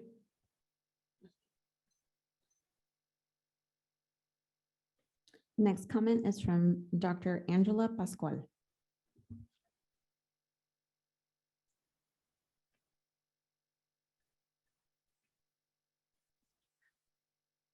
Hello, everyone. I'm going to save my minutes because I know most of you. I was spurned to address the board tonight when we were talking about parent engagement. Parent engagement is key for our community. Parent engagement is key for our students. In order to engage parents, we have to move past events and flyers and move to parent engagement that builds the capacity of our parents to support our students' successful outcomes. This week, I attended my grandson's conference in Lincoln Unified. They had a wall that said parent resources. You went over there, you got your parent resources. The engagement is going to be built in workshops that build the capacity of our parents to serve their students. We had a successful program a few years ago, Springboard, where we worked with families. Initially, I was like, I don't know if I'm going to be here till 3:30. I ended up being there at 4:30, 5 o'clock, working with those families at August on how do they teach their kids to read? How do they teach their kids to respond to text-based questions? What does it mean to answer inferential question? That cafeteria at August School was jam-packed with families. Building community at the school level. When we want to increase our parent engagement, we don't move from the schools. That's actually where the kids come. You build your engagement at the school level. In this time when gas is high, parents have multiple children, it's hard to get around, engagement needs to be built at the school. The teachers respond to leaders that they respect. They will build engagement at the schools under leadership which they respect. So I want us to move from event-based, flyer-driven parent engagement to engagement that builds the capacity of our students to meet the outcomes. It can be done. We are willing to help you. Thank you.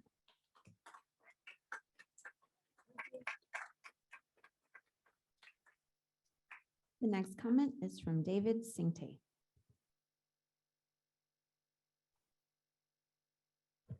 Good evening, everyone. Back at the podium, as you can see. I must say I am disappointed that the board voted to approve the draft response as it is, and we'll be sending it to the county and the court and the judge. I'm just disappointed that we had a few comments up here clearly showing that the community was dissatisfied with the response. And then the discussion was also not adequate and ample enough for board trustees to go line by line, response by response, finding by finding, in order to discuss, hey, I agree with this, I don't agree with this. And we see time and time again that a majority of the board, it's always 5-2. And it feels almost like we're pushing a boulder uphill to achieve transparency, to achieve feeling as if we're being heard at this podium. We've had town halls, and then right after we had a town hall, we were chastised, saying we were too nasty. Unfortunately, that's how the community felt. I had hoped that there'd be a second town hall once the draft response was released in order for us to discuss, I agree with this response, I disagree with this response. I'm a firm believer in thorough dialogue. I'm not afraid to talk to anyone, face-to-face, one-on-one. I think conversations start change.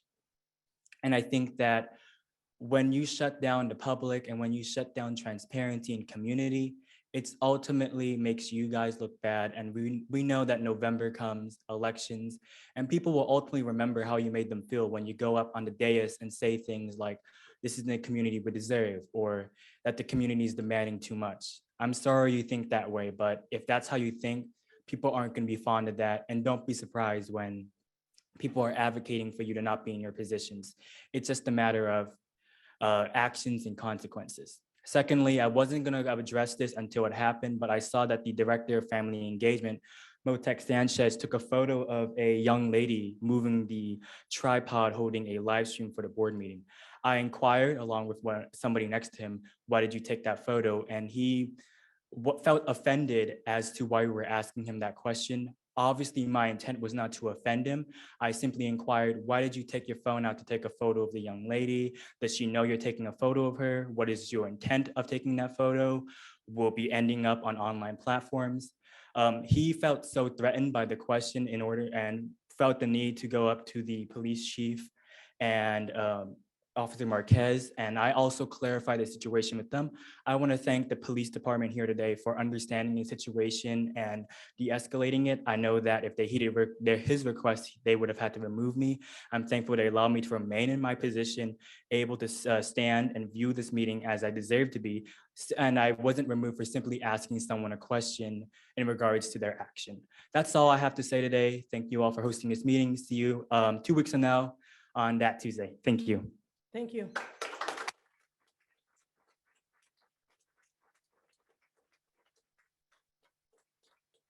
The next comment is from Miss Donna Marapau.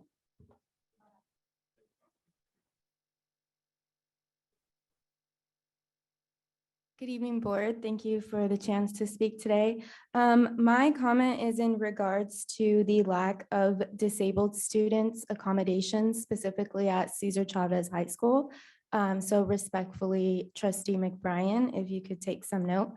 My cousin suffered an AVM, which is essentially an arteriovenous malformation, which, to give you background, her blood vessels in her brain were essentially tied in a knot and it burst. And since then, she's had to undergo extensive physical therapy to help her get through just learning how to walk and talk again.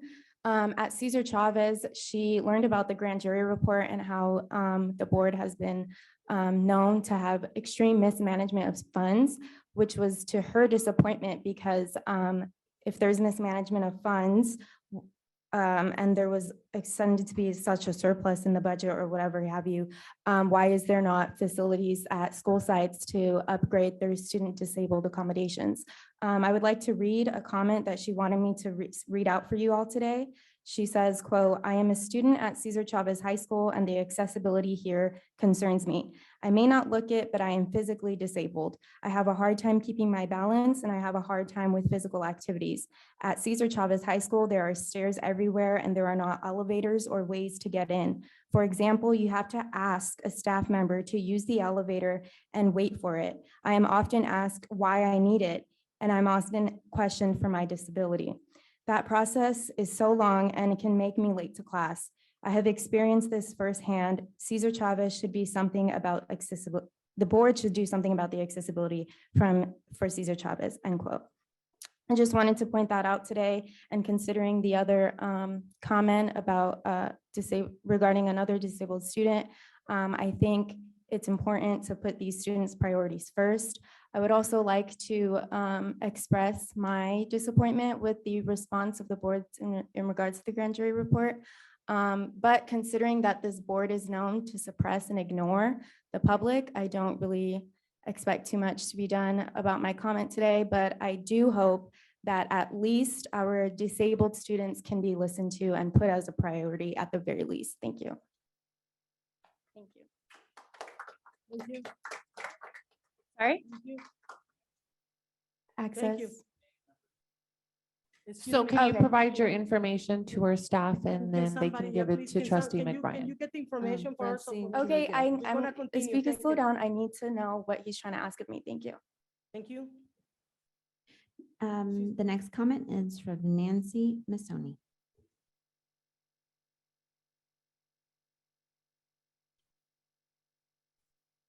Good evening again. This is actually just a friendly comment, kind of, sort of. I just wanted, I look around and I see a lot of men wearing suits, especially our officers. I know that you're really layered up. It's hot in here. I'm feeling like I'm having a hot flash. I'm not even that age yet. So if we could please adjust the temperature for the next board meeting, please.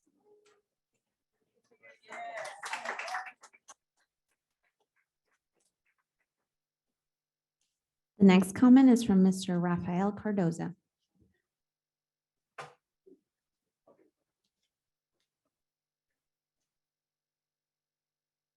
Hey, good evening, everybody. Please excuse my attire. I was digging a pond. And I was listening to some of the comments on the live broadcast from Fix SUS Stockton Unified School District website. And I was listening to the comments made about the Family Resource Center, which in my opinion is a great thing. It's awesome. They do great things for the community.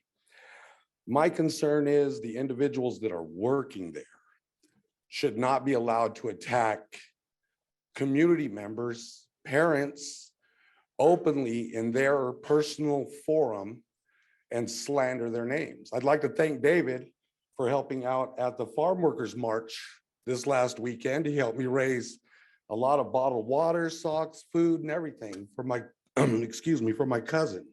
I'm a little bit upset. And because David helped me, it was thrown in the 209 Times that it was a sham and that it was BS and that my cousin didn't have any affiliation with the Farm Workers Association when she did. And immediately, mysteriously, all of the comments that this person made mysteriously disappeared. I'm a man, I'll post any comment I make. I ain't hiding from nobody. I'm right. A great man once said, aquí estoy. I'm right here. I don't hide from anybody. You owe my cousin a retraction in your paper, homeboy. You need to fix that. David did a great thing. Thank you. My next concern, student safety at the campuses. Bruh, let's get these $8 million a year individuals, have them park their freaking cop cars at the campuses, be a visual deterrent to anybody that would break a traffic law, as opposed to generating revenue for the city of Stockton, which I'm currently in the middle, Ms. Franco, Marquez, Marshall, requesting the revenue generated by the tickets written by these individuals, by the impounds that these individuals do, and by the arrests that these individuals effect. What would the city of Stockton do right now with the 100 police officers we're short right now? What would they do if these 80 officers all of a sudden have to focus and do their job and focus on our kids in our schools, as opposed to writing tickets and generating revenue? I've been after this answer for over a month, and I've gotten not one response from anybody. I want to know who gets the money. If the city of Stockton is getting part of this money, they need to take part in these lawsuits and help this school district cover some of them lawsuits that are going on. That's pretty much it. Keep them on campus, bro. Thank you. Oh, one more thing. Oh, never mind, I'm done. Next time, Ms. Mendez. Next comment is from Ms. Alyssa Leiva. I just wanted to say thank you to Alicia Rico for having the courtesy to apologize for the accusations that she made against us at Fix SUSD. I just wanted to make it notified today that I am streaming for Fix SUSD. And since disinformation is saying that Fix SUSD is backing a certain trustee, backing charters, is not true. It is a grassroots organization so that students, parents, and everybody involved in the community can be aware of these meetings. We already advocated for better streaming here. That's why I have my phone right here. Thank you, David, for standing up for me. I did not know I was being recorded, but it is not about us. It's not about us leaders who are here. It's about the fact that 30% of people who live in Stockton are 18 and under. It's about the fact that the kids are reading at failing reading levels. And it's about the community coming together so we can move forward. I'm sorry that we're in this mess. It's noise. Let's be mature. And if I'm posted on 209 Times again, I will be taking legal action. Thank you.